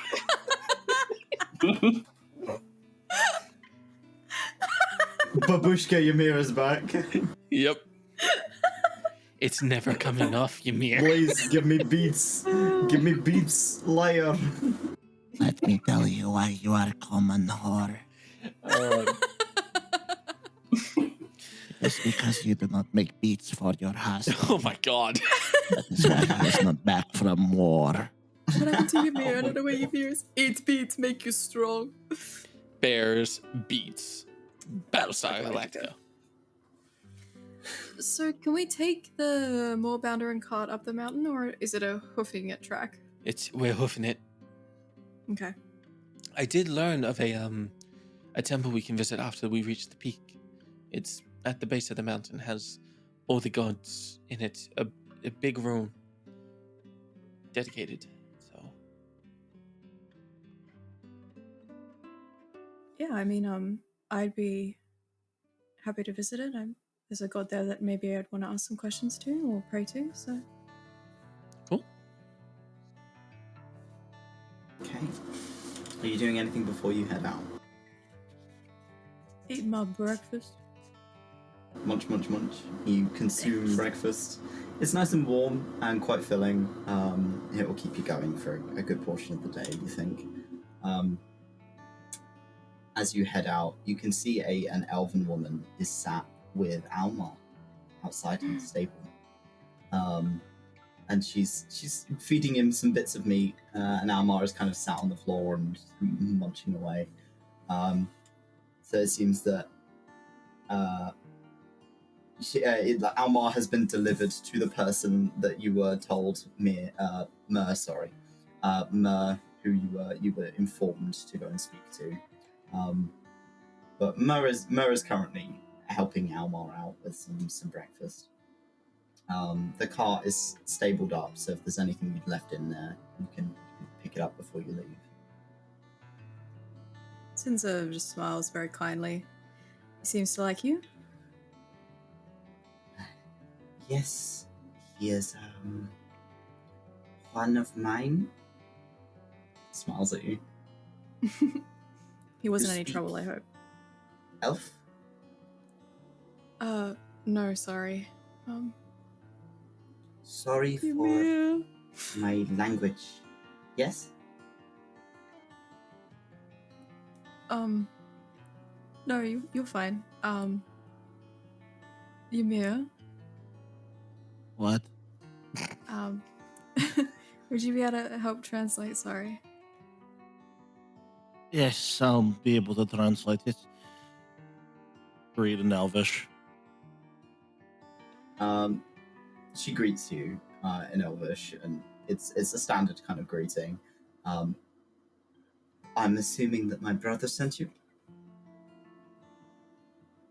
The one I Rafael? traumatized? Yes. You traumatized Rafael? What did you do? I told him about my life. And I Sounds drank all about his coffee. She kind of pouts. It's like, yeah, fair. I hope Rafael is doing well. He's doing great. Ever since we left. She kind of nods like, yeah, it's probably been quite a trek for you to travel up here. Don't worry, Almar will be safe with me. That is good. That's good. He will miss you, won't you, Almar? She pats him on the head and he makes a grumbly growl noise. Sinza looks to Kaiden. Now, Kaiden. You have to, wait, you have to say goodbye to Almar. Oh, freak out. Wait. We need to say we need to go up the Oh. mountain, so we need to say bye to the big panther kitty Almar now. they can't come with us. If Almar comes with us, he might get hurt. You wouldn't want Oh, that. that's true. Yeah. Hey, Kaiden, hold your Yeah. arms like this. I'm gonna click Icarus into his arms. Oh, he's gonna just give Icarus a hug. We're good, move. Like, Go, go, go, go! He's Okay, distracted. Let's go. He'll give Almar some scritches before leaving. He's like, bye, Almar makes Almar. the grumbly purr as you say goodbye to him. I hope to see you again, and then he'll leave. Dude, Look at my Turnip's son. This is just how he sleeps. dead. He's such a baby. He's been He's crushed off the out cold, cake bro. now. Mm-hmm. He's been here the entire time, just having a good time. Turnip pancake. Mm-hmm. Needs pancakes. With that, Needs we're gonna pancakes. take a break. So we'll be back in 10, 15 minutes. See you in a bit.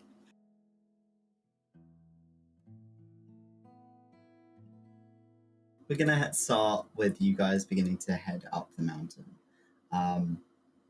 The path of the mountain as you leave the Giant's Rest is it's well marked out. Like you can see it. It seems that this path is not often travelled, but travelled enough that it has worn a path down some of the stone.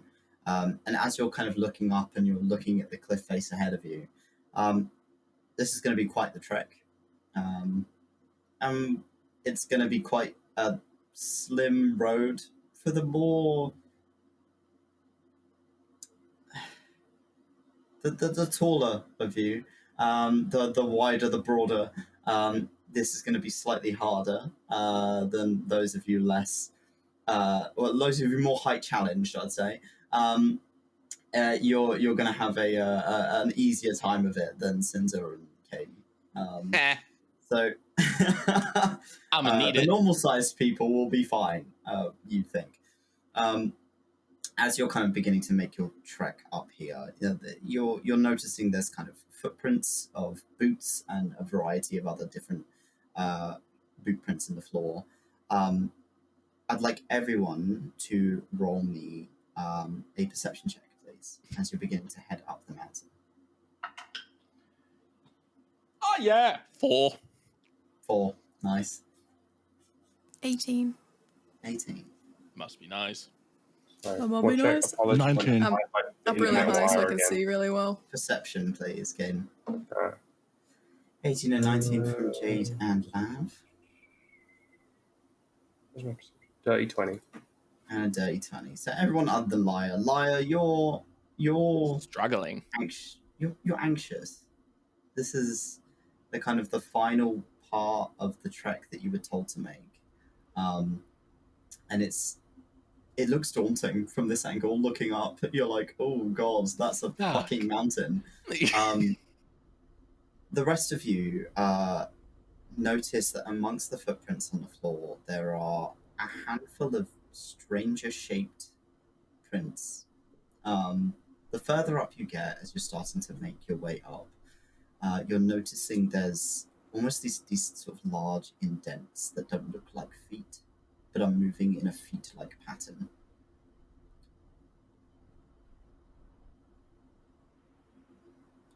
The cat is biting Kaiden. You touch Icarus' stomach, and he's like, no! Icarus bites you multiple times as you're making your way up the mountain. Have I seen footprints like this before, or can I try and discern what's made them? Roll me a history check. It's a Or you can roll big-ass me a Yeti. nature check. Nature Or or what, history. sorry? Nature or history. It's a hash slinging, it's a slash I'm slinging. gonna go with nature. 8. Okay. An 8. History 23. Okay. So, Sinza, you're like, nothing in nature that you've seen lines up to this. This doesn't... It doesn't have like a paw print. There's no particular shape, and it seems like the feet are different size.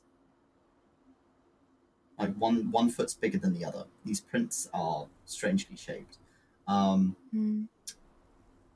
Jade, Ymir, you're kind of as you step into them and you're kind of putting a hand against them to feel the size of these prints.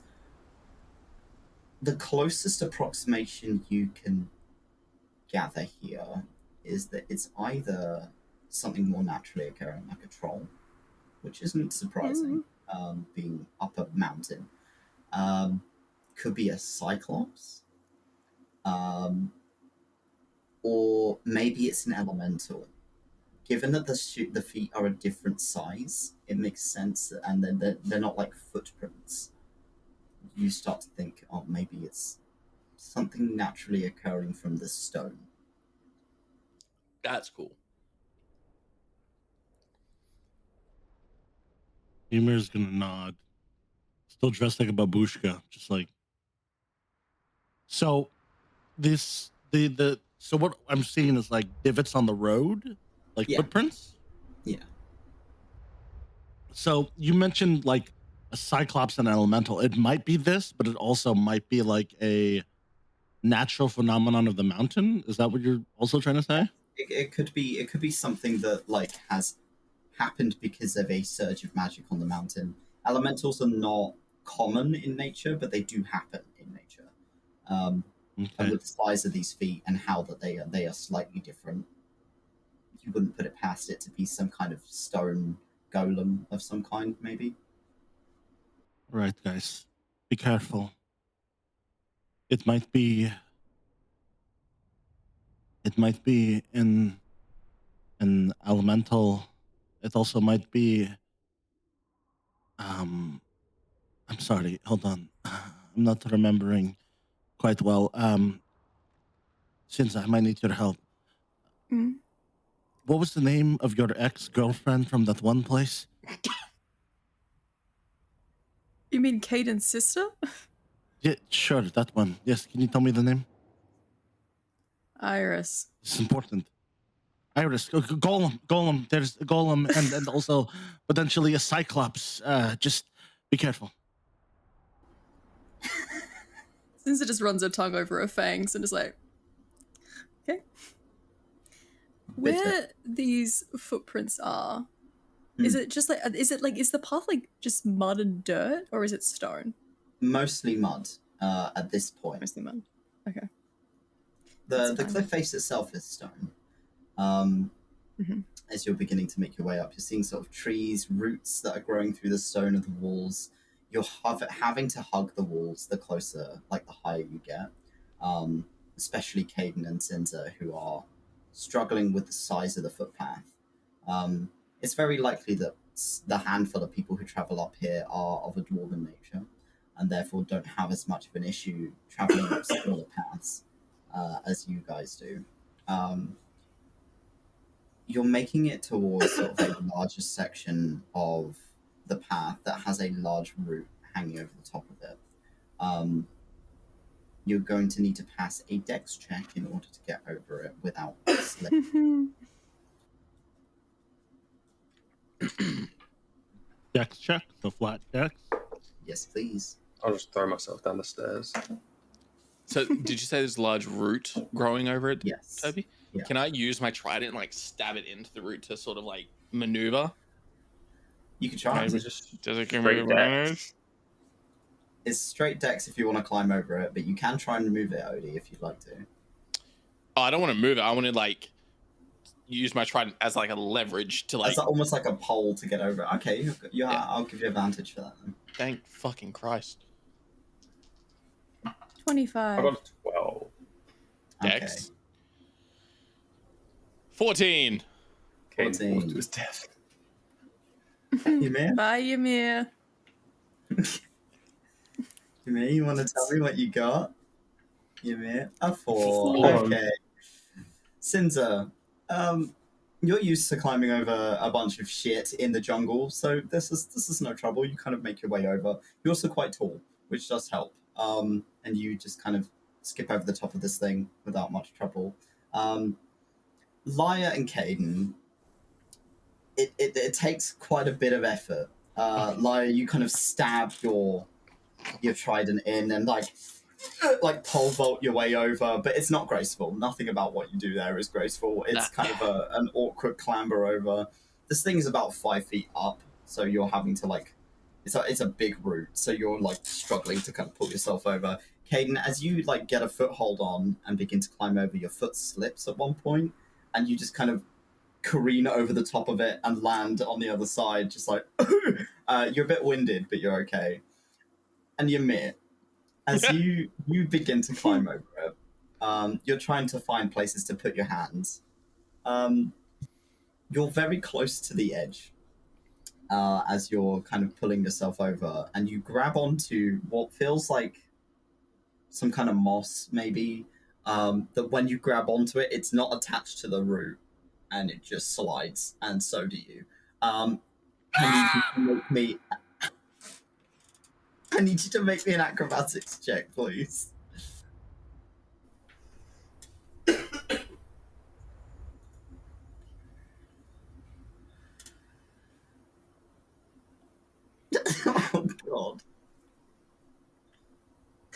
Wait, it was moss. Is it Kaiden's cloak? Moss, yeah. Is it on the moss on his cloak? He's just. No, it's moss on... Technically a 3, but that was a nat 1. Okay.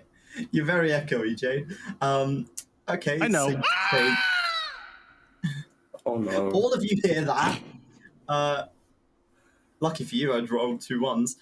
You take 12 points of bludgeoning damage as you fall 50 feet down the side of the mountain. This is bullshit. Oh, that could have been so much worse. There is this dink as armor hits stone. Oh. And Ymir goes tumbling down the side of the cliff face. The do you have asphalt anything is on us? collapsed down there. I think I have 30 feet of rope. Does anyone else have any? We can try and get her up. Um. Can Kaiden Yes, I do. find- Okay. Oh. Kaiden- Oh wait, hold on. Let me check something. No, still rich. Leave her. Fuck it. I'm picking her pockets. I'm picking her fucking pockets. Sinza's gonna take some of Lyre's rope and her rope, and she's gonna tie it nice and tight. Can I Roll me use survival like? check. Why are you gonna be mean like that? Oh, it's good. Survival. What's it? Why are you gonna be mean like that? It's a DM. Like, I feel like while this is happening, Kaiden's just going to react and start trying to scale down. Kaiden, Roll me an acrobatics check, Kaiden, whilst Sinza was doing it. if you fall on top of her, I Can I swear to use God. athletics for the climbing? No, acrobatics. No. Athletics for the climbing. Yes. All right, that's good. That's a 4. Oh god. Ymir, look out! I was really Yes, hoping that's for it. athletics. Sinza, what did you roll? I rolled an 18 for survival. 18. So the knot looks tight. You pull on it, and it's not coming undone. It's like, yeah, that's a solid knot. That's good. You notice, like, as you're tying it, you look over, and you see Kaiden, like, half Kaiden. off the side of this cliff Kaiden. face. Yeah, no, I'm fine. I'm fine. Don't worry, guys. I got back up. I'm okay. I think I can climb. Oh my Oh god! no, what the I'm gonna land on you, man. Oh shit! Kaiden, you take 14 points of bludgeoning damage. Ymir, you also take 14 points of bludgeoning damage as Kaiden lands on top of you.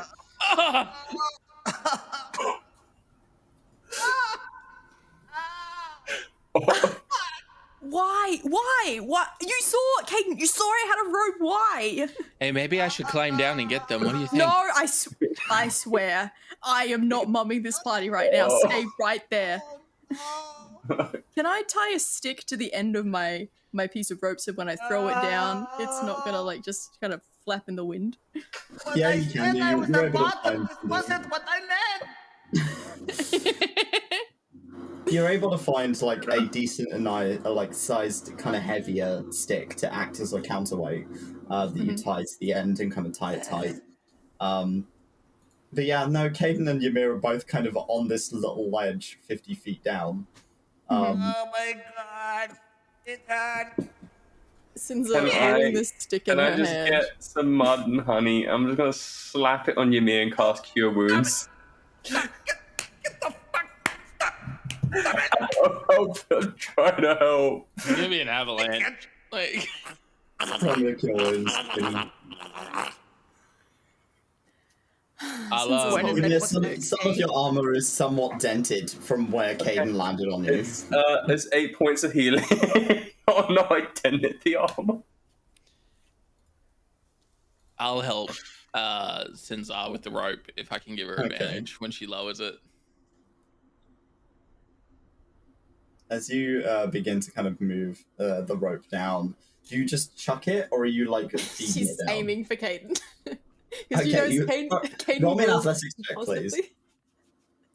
Kaiden might catch it, but she's also like, he just fell down a mountain. It's kind of funny. Oh no. I would like to try. Oh, no. Like if Kaiden gets, can You I get to take hold the it other for end of the him, like rope. unintentionally, out of character? I want to take it for Kaiden Alright, because so I think it'd be funny. Since a roll. I rolled a 5, so it's a 10. Okay, a 10. You like you're very unimpressed. You kind of lob the stick end of the rope down. Ymir, you're more focused on the fact that Kaiden is slapping honey against your face. Let's go with this. Yeah. The stick hits you in the back of the head. Just stop. Don't even touch. Kaiden, catch that? Oh shit. Fuck this party and fuck this place. You take 4 points of bludgeoning damage from the stick as it hits you in the back of the head. Motherfucker! Ah, shit. If the cold doesn't kill me, I will. But there is now a dangling sort of stick rope, and you can roll me either athletics or acrobatics to try and climb up the rope. I swear to God, Can if I fuck try up this and ground athletics. it before I do? Can I? How sturdy is this root that we were climbing over? It's pretty sturdy. It's like built in. It's like growing out of the mountain. It's not going anywhere anytime soon. She's gonna tie one end to that, and then she's also gonna tie another piece around her waist to ground it, and then she's gonna just like, okay, one at a time. Sinza, roll me an athletics with advantage because Lyre is helping you. Yay! Can I cast another spell on Ymir? What are you gonna cast on her? I'm gonna cast jump, just in case. Stop. Just in case. Are you gonna tell her that you cast jump? This just in case. I'm just gonna cast jump on you, so you could But jump you tell higher. her, right? Yeah, he's saying it. So I'm just gonna cast this so you could jump a bit higher if needed. If you need to reach a ledge. Well, I look something up. Oh god. Does that? I jump too Okay. far. I jump off the cliff. Jump So off. Ymir, with your current strength modifier, which is a +4, you can make a high jump usually of 7 feet, which is insane. You can, you if you really put all your fucking effort into it, you can jump 7 feet. With jump, you can jump 3 times that height. So you could jump a good portion of the way up this cliff before having to make a check. But there is also the possibility of you missing the rope.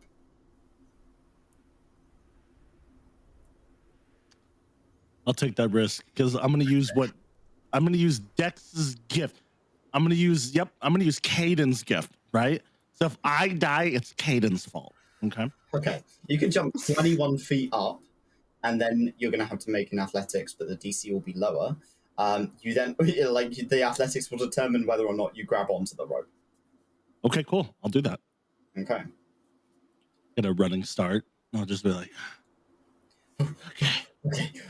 okay, getting ready to do this.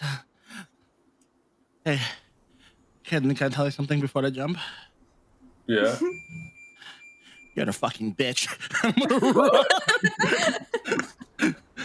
Kaiden just stabbed with the soap he needs to gift Ymir. Oh, poor man. I just like to think the wooden stake impacted the athletics, right? Yeah, please. Okay. I don't know what the fuck it is with this fucking session. Bro, that's a 12. No. Please. Oh no! Just jumps, slams into the mountain, damages, falls back down. So you jump 21 feet up, right? And as you jump, you're reaching the peak, and you're going out to grab the rope, and you just fall. And you hit the stone on the way down as you've got slight forward momentum.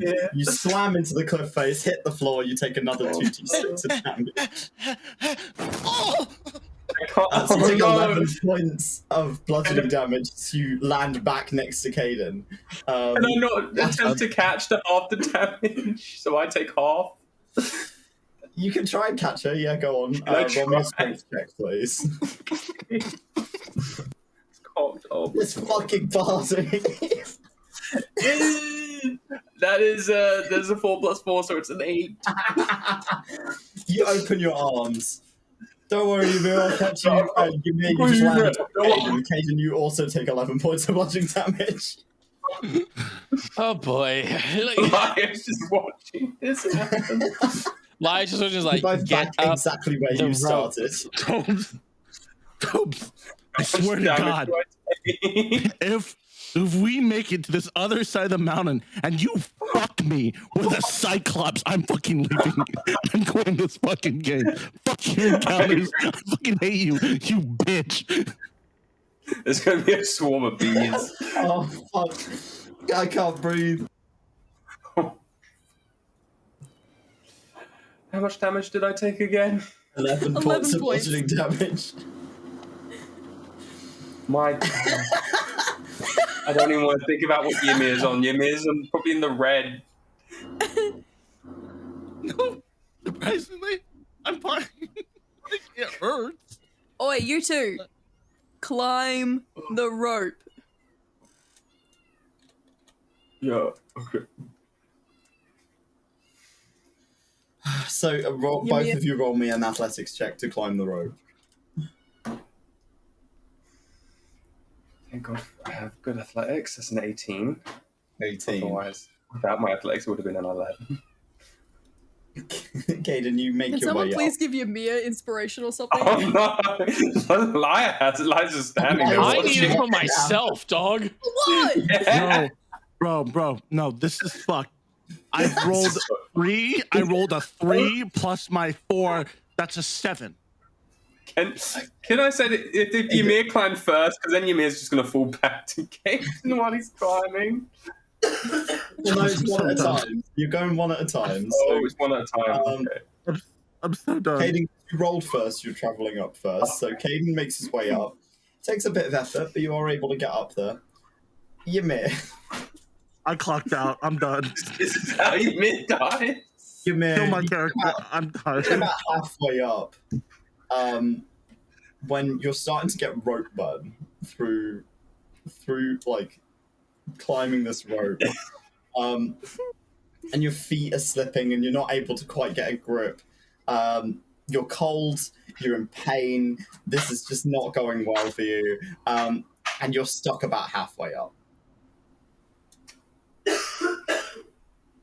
You're 20 feet dangling off of this cliff face. They can jump that though. Because they cast a You need to spell. get good enough footing. Come on, Ymir, you're so close. They You can can jump do it. it. You can make an athletics check with advantage with jump if you want to try and like jump from where you are. It's just in the desert. Ymir, can you get any footing to jump? I'm gonna use D&D5E. If that fucks me, I'm done. I'm so done. I'm so No, I fucking think done. you should try in person just in case. Okay, I got a 16 with advantage. Okay. So you manage to kind of like readjust yourself and get your feet on like some footing on the cliff face before kind of bending your knees and jumping. And as you make your way up, you make it to like the ledge, and your feet just manage to catch onto the side of the ledge, and you're finally up and on stable ground. You good? Ymir's done. I'm also done. So she's not going to be talking for the rest of the session. I'm sorry. I'm clocked out. I fucking So, Ymir's looking pretty battered, but she's alive. unfortunately. Fall further. But it's quite a trek up the rest of the mountain. You're noticing some sections have been carved out as stairs, which is a nice change for the dirt path and having to kind of cling to the walls. The further up you get, the more you're sort of starting to see these little statues are carved into the side of the mountain. You're seeing depictions of what you would assume to be heroes. They're not named, but you see a figure of a young a young-looking elf with a mask over their face, who is playing a violin. They're kind of stood with the violin in their hands, and they're playing this what you would assume to be some kind of music. A few hours later, you see a figure that looks like a spider Elanian, with 4 arms, holding a bow that has kind of stars carved into this bow, and they're aiming at the sky at a very particular angle. They seem to be looking at something up above them. They have 6 eyes and these kind of large mandibles on the sides of their face, and they're dressed quite plainly. Slightly further up, you see a figure who looks quite similar to Ollie.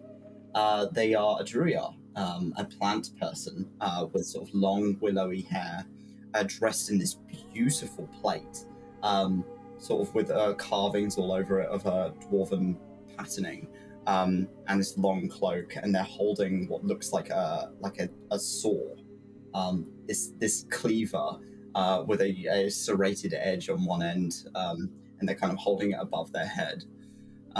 You've been traveling for a number of hours, and the cold is beginning to get to you.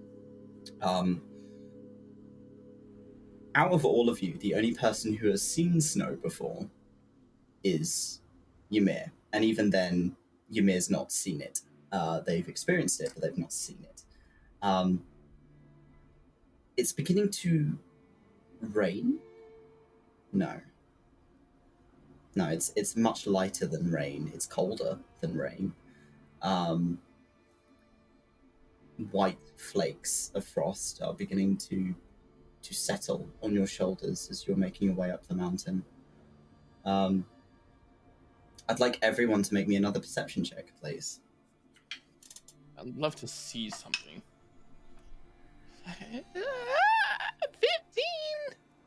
15? Okay. 9.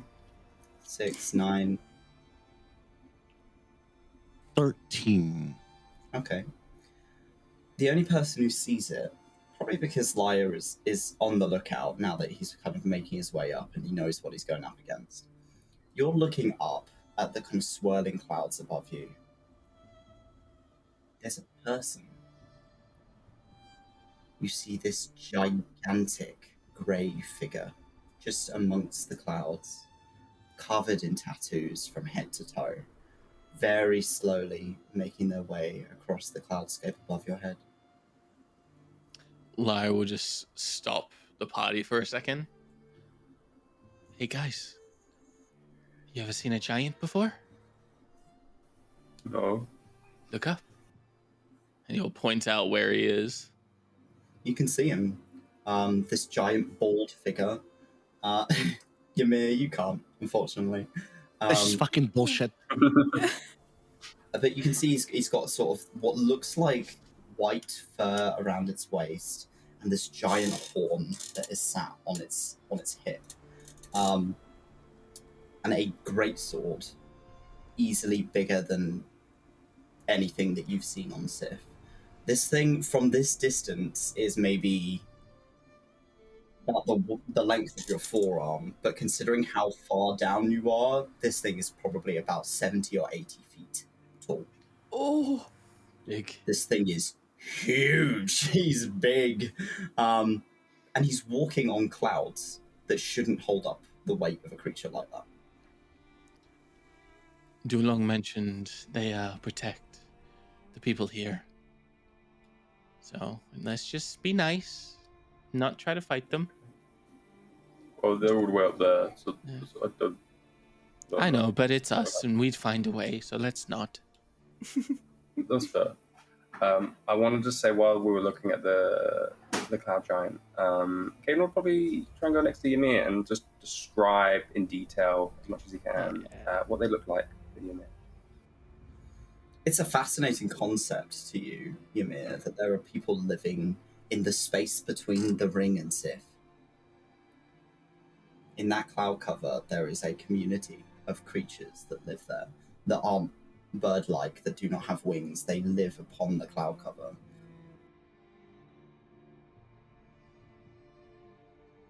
she's just gonna nod. I think she's like still recovering from her injuries. She's just like taking in the details that is being described. Wait, it's Kaiden that's describing it, right? Yeah. Yeah. He's trying his best. Yeah, she'll nod. She'll the vendetta goes away for now because she's too fucking injured.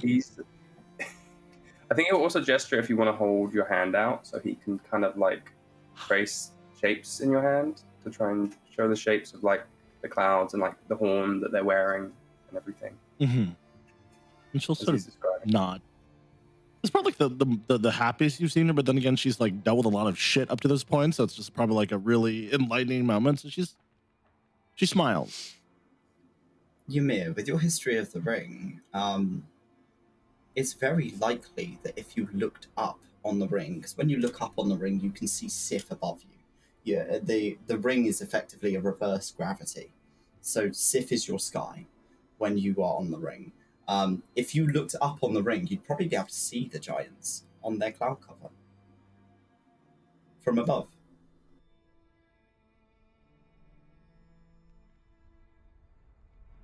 It's an She'll sort of look. Flow. Yeah, she'll be just like, I'm so used to seeing them from the other way around. Usually they're up in the sky. They are up in the sky. Not like that. It's a ring thing you wouldn't understand. But thank you. Do the clouds come in rings? No. What do you mean by the ring? Shoot. It is. Yes, Kaiden. It is special ring that if you look up in the sky, it is almost as if it is upside down. Yes. What? Wait, I thought special rings were like when two people like got together. Oh, that's a lot to unpack right like now. Like a cock ring? What are we what? Talk about a wedding ring. A wedding ring? Where did you get cock ring from? We know where Toby's loyalty we know where your head's at. Wow. Get your head out of the gutter. This is going on YouTube. For He's investing in cock shame. rings. Shame. A giant cock ring. Shame. A big cock ring. The giant's cock ring. That's going to be a new magic item. Like the William Dafoe looking up when there's a naked giant with a cock ring in the clouds. Wait, where's that one photo? I got off topic. Sorry, no, we are bumbling past that. Okay, yeah, no. You're about 6 hours into your trek. It's been a fucking trek. When all of you, I'd say probably apart from Ymir at this point, unfortunately for Ymir, all of you Because you're blind. There is a figure laying against the side of the road, against the cliff face. Actually, Ymir, you would notice something. There is a person sat on the side of the road. Oh shit. Well, Ymir notices this? Yes. Ymir, you can see the person. The rest of you can see the body.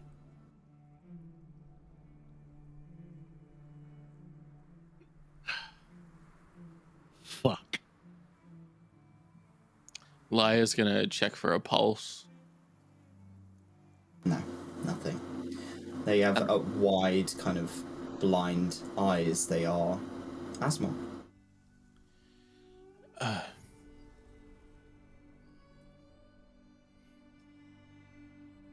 Can I see if I can find a map on them, a similar map to what we have? As you kind of rummage through their pockets, roll me an investigation check. I want it all. It's cocked.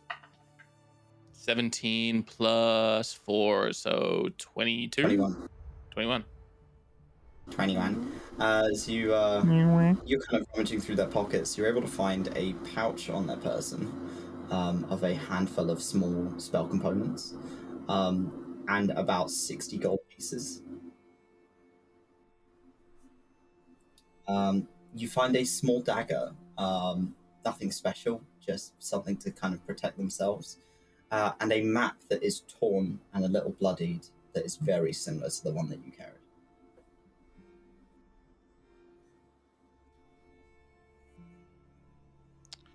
Lyre will just turn back and just shake his head.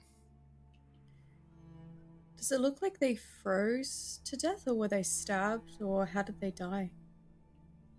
Roll me a medicine check. It's just the Asimov there, isn't it? Mm-hmm. Yes. No dumb Is hand. there dumb hand? 12. You're kind of looking at them and you can see, like, they are almost blue from the cold, but there is this, these bruises across them under their robes. It looks like they were bludgeoned to death. Oh my god. Oh, Anyone here can roll me an investigation check if they would like to. 18. 19. You're piecing together what you can see, and you see you're kind of following their footsteps up to where they are laid down, and they are scattered. It looks like they moved around a lot in this area, and there is a set of footsteps that trails off the side of the cliff.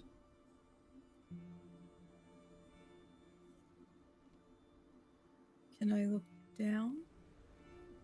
You peer over. You can kind of see the glint of armor through the clouds.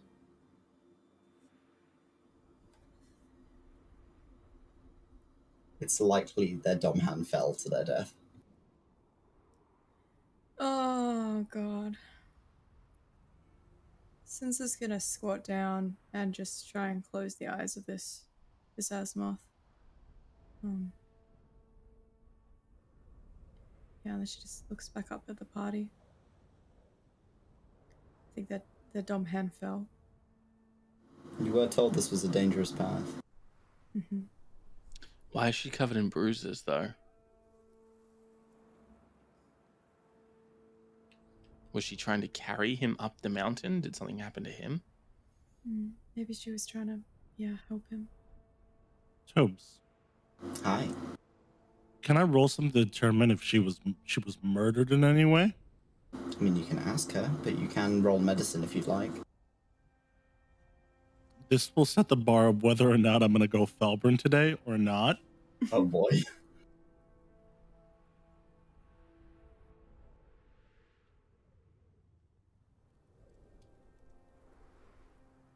That's going to be 28. 28. This lines up with the footprints that you saw earlier in your travel. She was probably beaten to death by something on the mountain, a creature. Maybe a Cyclops again, maybe an elemental, you do not know. But whatever it was did massive damage to bones and internal organs, and she was beaten to a fucking pulp. I'm going to go over, I'm going to use my Speak with Dead. Okay. You notice as you head over, this Asimov looks up at you. She's got quite a gentle face, tan skin, gold, 3 split eyes. As she's kind of looking up at you, and she smiles. It's nice to see another Asimov. Who killed you? There was a creature on the mountainside. We were just walking, and it came out of the stone. What was the creature that killed you? I have never seen one before. I could not tell you.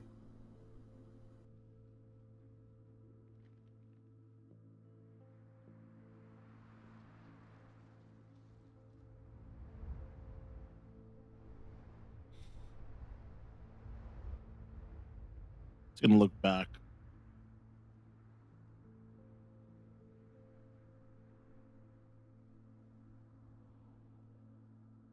What was your name? Armina.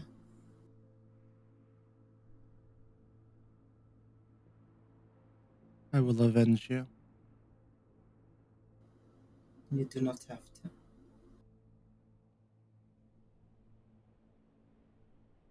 She looks over at the Asimov. I need to. You still have 2 questions if you still want to ask her anything.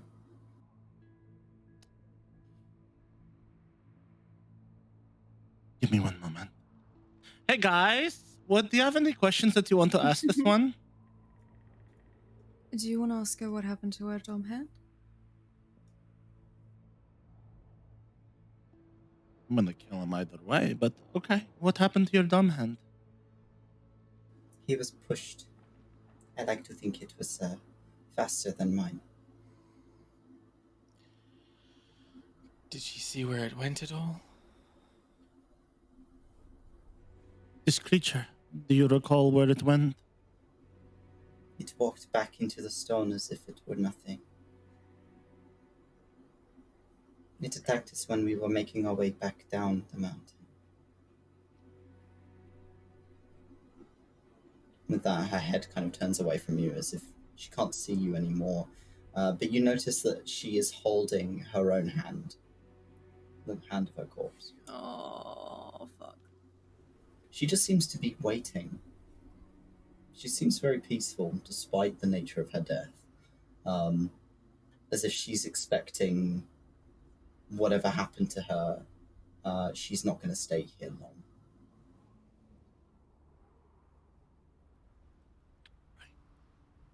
Valbrun today it is. Okay.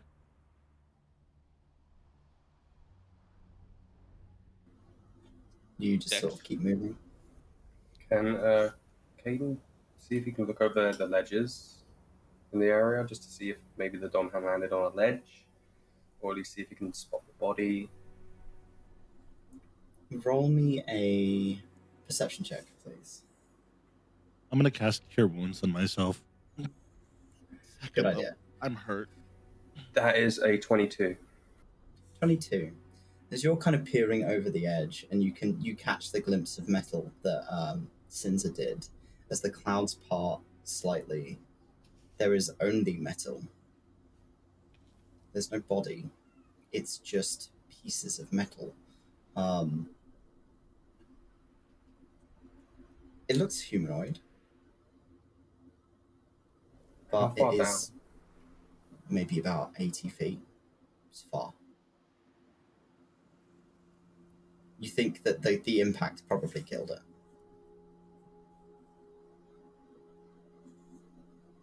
Something Ymir would notice. There is no spirit for the Domhan.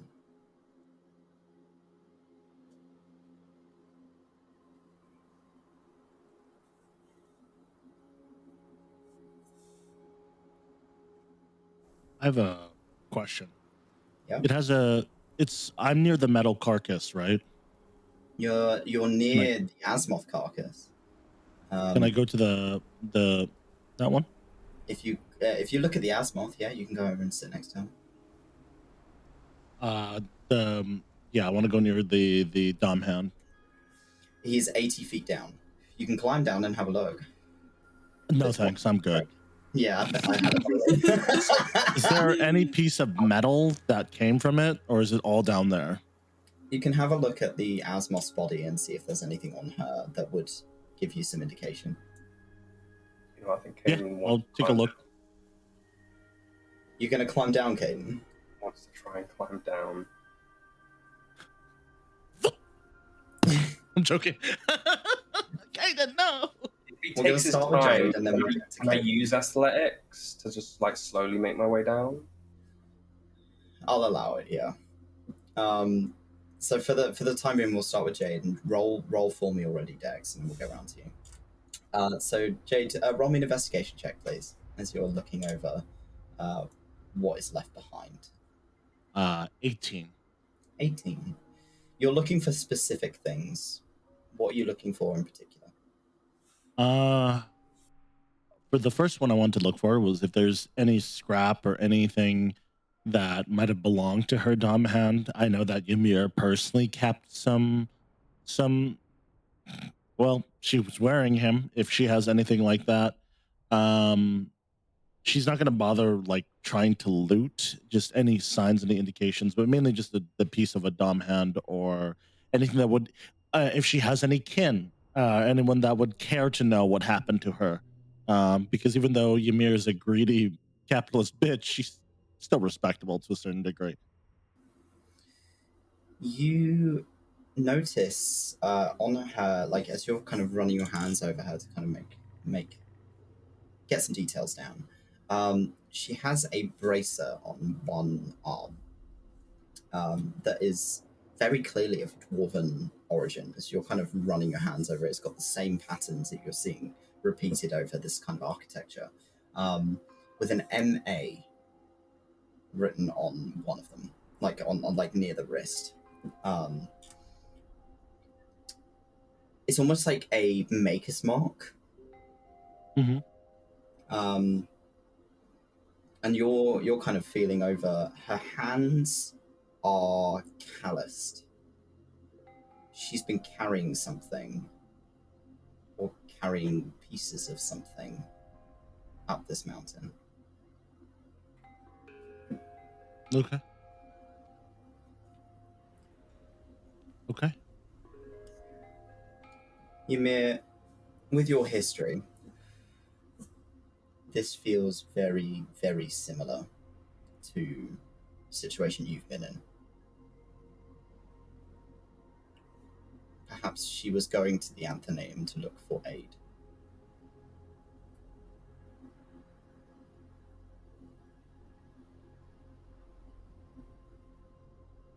Okay.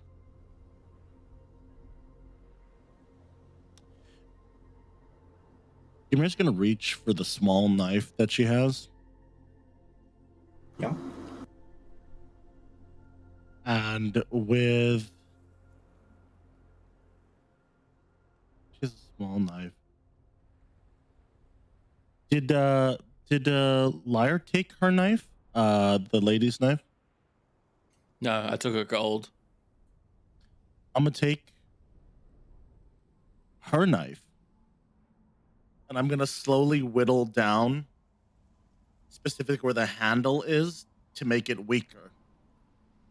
Even if it means carving through little by little through the handle, through the metal itself. And I would like to say, as a smith, I would know the integrity. I'll sacrifice my small knife if I have to, but I'm gonna whittle it down to where it is very weak at the base of where the blade meets the hilt. If you stab someone with that, the blade will snap off. Oh, I know. Oh, I'm aware. You now have a weakened dagger in your inventory. I'm going to hold on to it. Okay. Are you doing anything else in this location before moving on? She said that this creature disappeared into the rock. Would I be able to roll anything for that? Or would I have seen? Or maybe a nature. Either Arcana or nature. I'll do Arcana because I'm a nerd. And now I know why I'm a nerd. That's a 16. Okay. It seems likely that whatever this creature is was able to meld with stone. The same way that a spell allows you to pass through stone without disturbing it.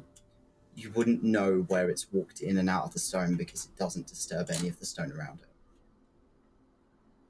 it. Mm-hmm. But no area around here looks as though something's been making its way in and out of the stone. Not that you'd be able to tell anyway. Okay. I'm gonna let the party know. This creature has the ability to meld with stone to camouflage, so do be careful.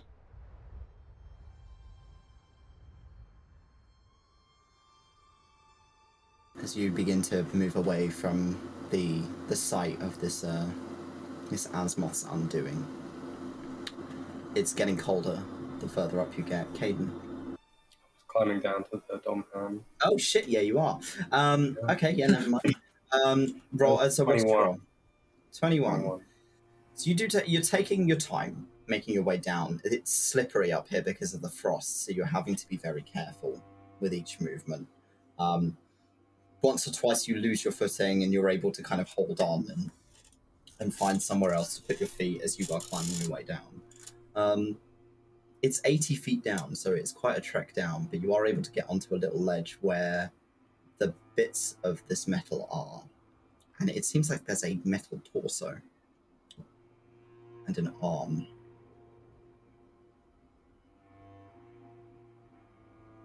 This is an armor. This is a body.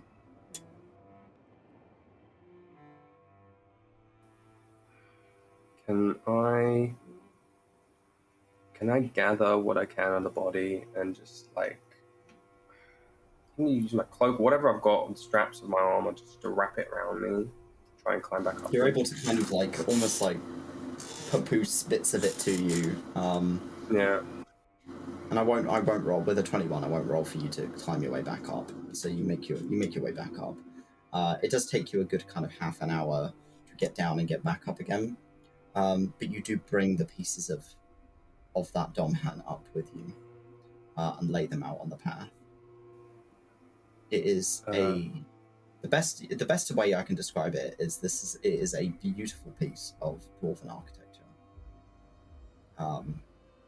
Looks like a ribcage made of metal, sealed in plate, dented to all fuck at this point, but and slightly rusted. But it is certainly humanoid.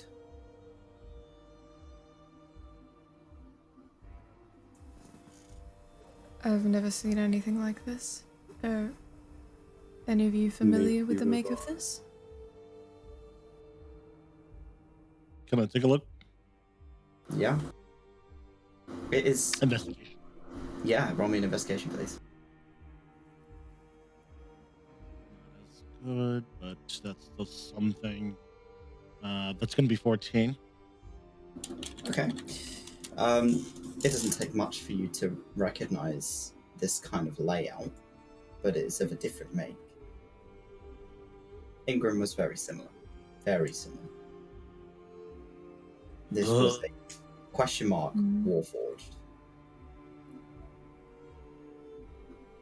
If you're traveling to the Anthaneum of Artifice, it's very likely that she was taking him up here to get repaired. Oh.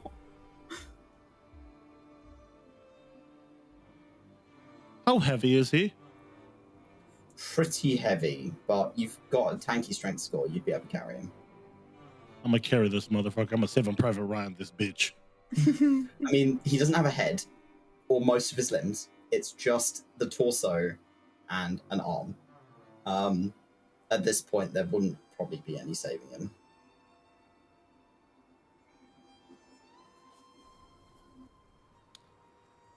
Rib cage right here. Put it right here. I'm joking. Go ahead. Next. If I see Ymir like taking the body, I think Kaiden will take the Asimov so that he's thinking maybe they're going to bury him at the top or something, or have a burial right, so keep it together. Mm-hmm.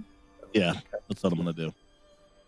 She is rigor mortis to fuck, but you are able to kind of get her over your shoulder. She's pretty light. She is human after all, so there isn't much to her, especially at this point. Can I ask a sad question? Go on. Are she and Ymir about the same sort of body type? Yeah. Hey, what if you were carrying Ymir? Less muscular than you. You've got muscle from carrying plate. She was in robes. All right. I'm gonna keep going. Okay. You begin to make your way.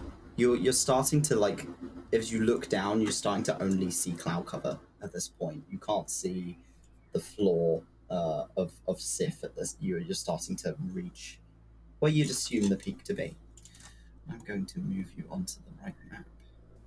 Yippee! Map time! Ooh. Oh.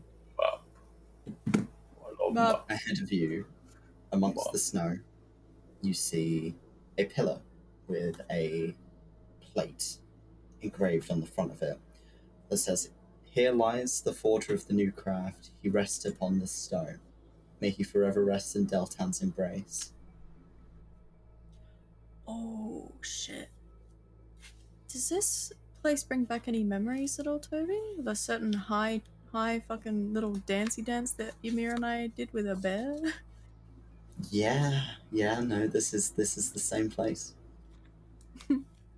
Ymir kind of reaches a hand over to Sinza reaches a hand over to Ymir and kind of like gives you like a little shake, like, remember this place? Not now, since I'm trying to click. Oh. Oh. As you're looking ahead, you see rows upon rows of these metal bears that are tipped in frost, posed in sort of a statuesque kind of beautiful position of them kind of greeting people as they reach this area. Inlaid in stone in front of you is 5 cut gems. You see a fluorite, a garnet, a rhodonite, an opal, and an emerald.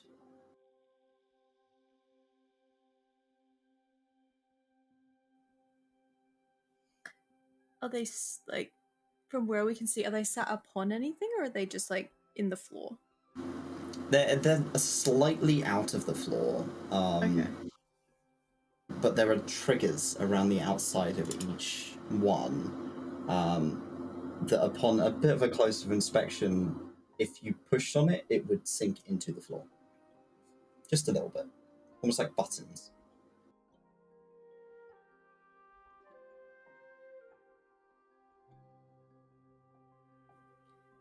Is there any like anomalies on any of the bears at all, or do they all look the same, just posed in different ways?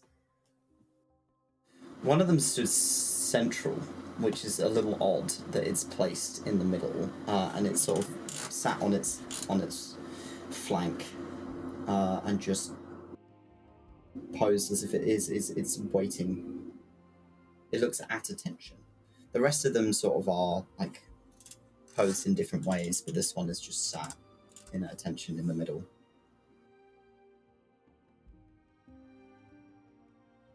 Since we'll look over at the party, do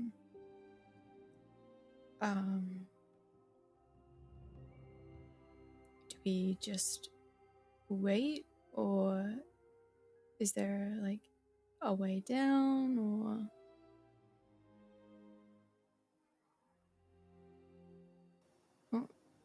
I'm not sure. You can go and investigate further if you'd like. Mm-hmm. I would like Kaiden to. is like, there's 5 very cool rocks right there.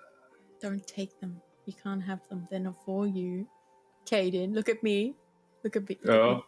Not for you. I really want them. But yeah, no, they're not. Past the large figures of the bears, you see 6 pillars. Well, 7. 6 pillars with white crystals sat on top of them. And a handful of unlit braziers sit around this kind of large circle, almost like a Stonehenge style site. Carved into the floor is this golden pattern that lays currently dormant, with a huge table with an inlaid pattern in the center. And the far pillar furthest away from you, you see what looks like the statue of a dwarf, who is holding a hammer that all of you recognize as being very similar to the hammer that the figure of Deltan was carrying in the church in Karvik. He's got a metal helmet, or you'd assume it to be metal. It looks kind of like a bucket helmet almost. Pair of goggles strapped on top.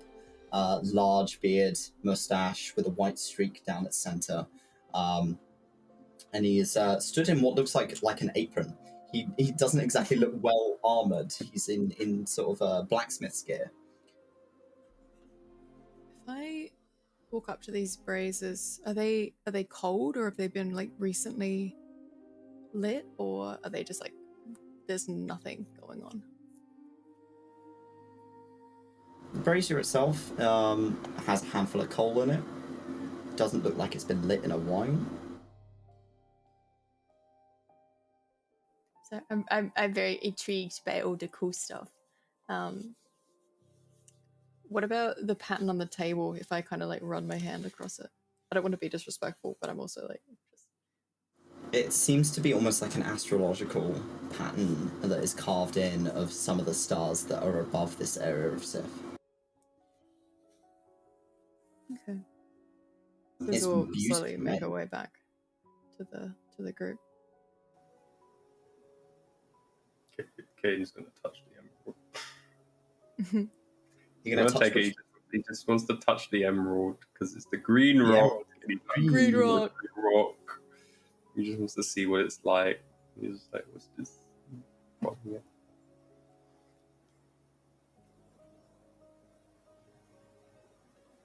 Oh no. While I will figure out. Dexterity saving throw. It's gonna be intelligence saving throw. You're dead. You died. You died. You did. So I've got one of the colours wrong. The yellow one here is your emerald. It's a yellow emerald. Oh, this rock. So you kind of kneel down next to it and poke it and like run your hand over the top of it. It's like this thing has been master crafted. Like somebody has cut this into a beautiful shape. As you press it, it sinks into the floor and lights up. Oh, And there is Yeah, this I didn't do that. gold and green glow as it lights up in front of you. Oh. It only stays like that for a few moments before it like dims again. And sinks back up.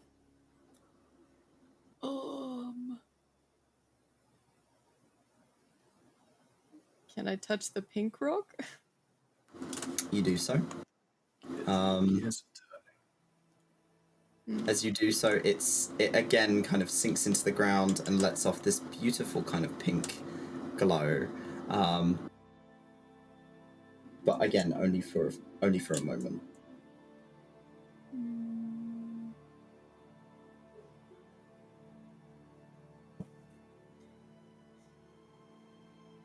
What do you think, guys? What if we press them all really fast? Yeah, let's do it. Since and Kaiden. Go around and we press them all in.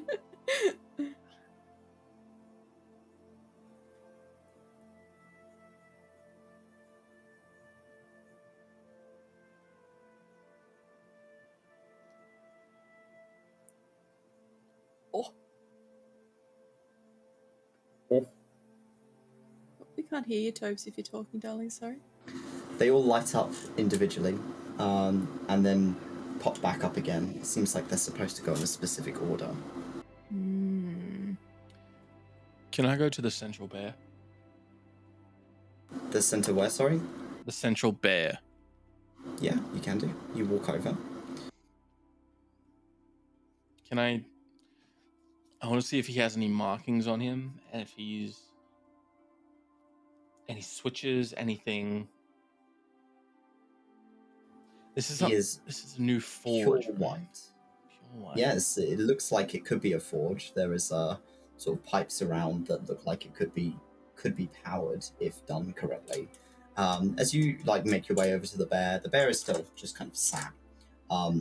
It is made of this slightly iridescent white metal, covered in these golden geometric runes. It's got a little layer of snow starting to kind of pop over the top of it.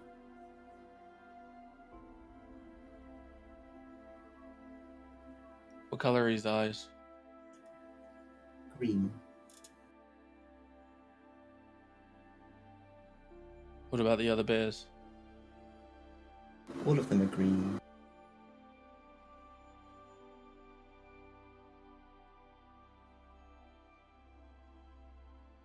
All of you, if you'd like to, can roll me an intelligence check to see if your character can figure this out. Ooh. What's my intelligence? 14. 14. 23. 23. 18. 18. So I'd say Kaiden, they've got to go in some kind of order. You don't really know what. There's no indicator here as to what that's supposed to be, that order. Sinza and Lyre, both of you are kind of looking at it. Each of these crystals is labeled with its name. Maybe What it's if the it's- type of crystal. Maybe it's supposed to spell out a word. What are the gems again? Sorry, Toby. Sorry to interrupt you, love. And so the first one up there is a garnet, the red one. You have the pink one, which is a rhodonite. You have a green one, which is an emerald. You have the teal-coloured one, which is your fluorite. And the white one is an opal.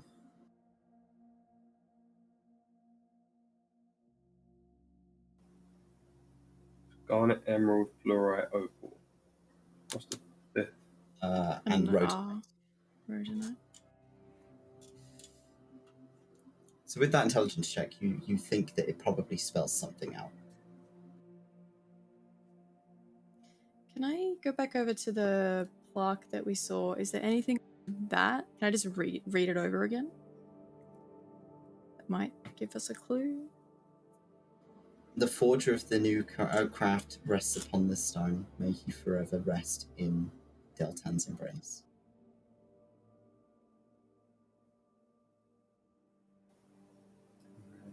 I figured it, but Kaiden doesn't know shit.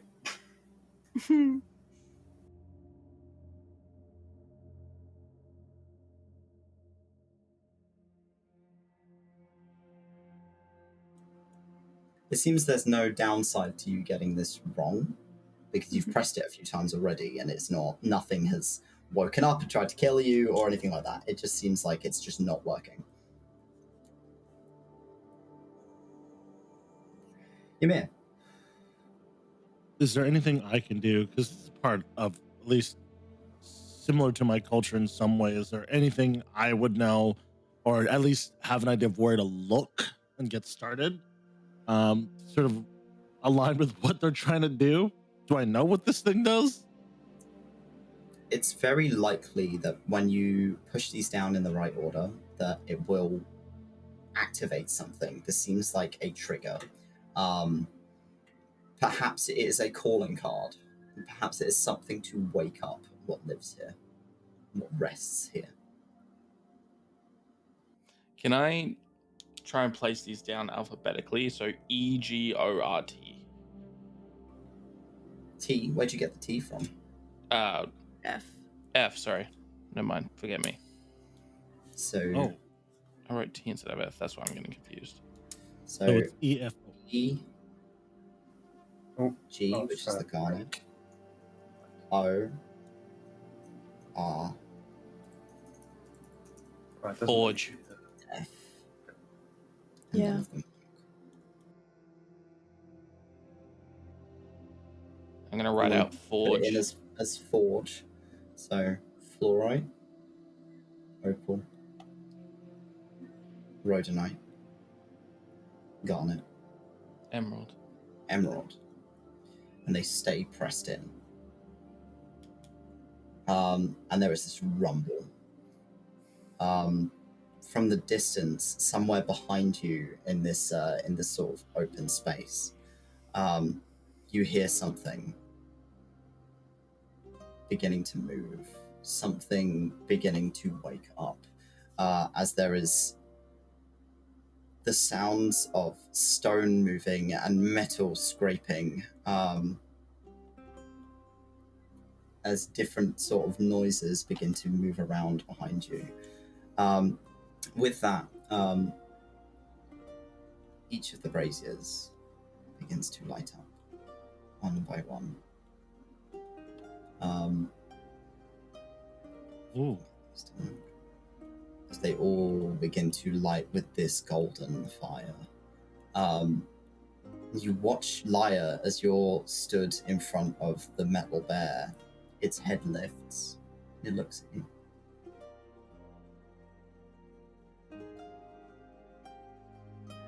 And there is this movement, this steam that pours out of one of the gaps as it begins to move. It stands up.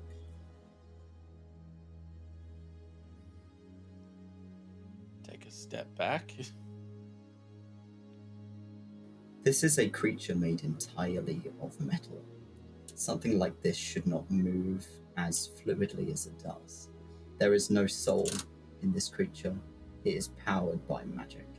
As you are met with what you can recognize as you blink, you swear you see that light of Deltan again. But it's the bear. Just for a moment, you think it's her, or maybe there's an aspect of her within this bear. As from the circle ahead of you, all of these gems on top of the pillars begin to also light up in a white glow. And stepping out of the statue on the far end of this opening is a blue tinted figure, partially see-through, who walks out. All of you can see him. Ymir, you see him clearer than any other spirit you have witnessed. But it is the dwarf. The figure on the statue with his helmet and the goggles and his blacksmithing robes, beard plaited beautifully and held together with a gold clasp at the bottom, tinted blue as he kind of stretches. He's been in there for a while.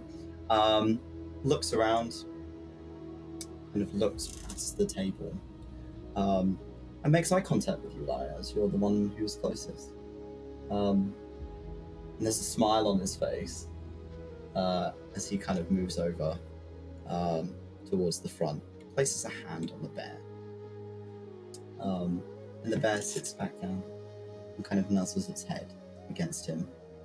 And stood before you is the spirit of 𝘏𝘪𝘮𝘬𝘧𝘢, the great artificer of the Asus Ridge. And with that, we are going to end our session.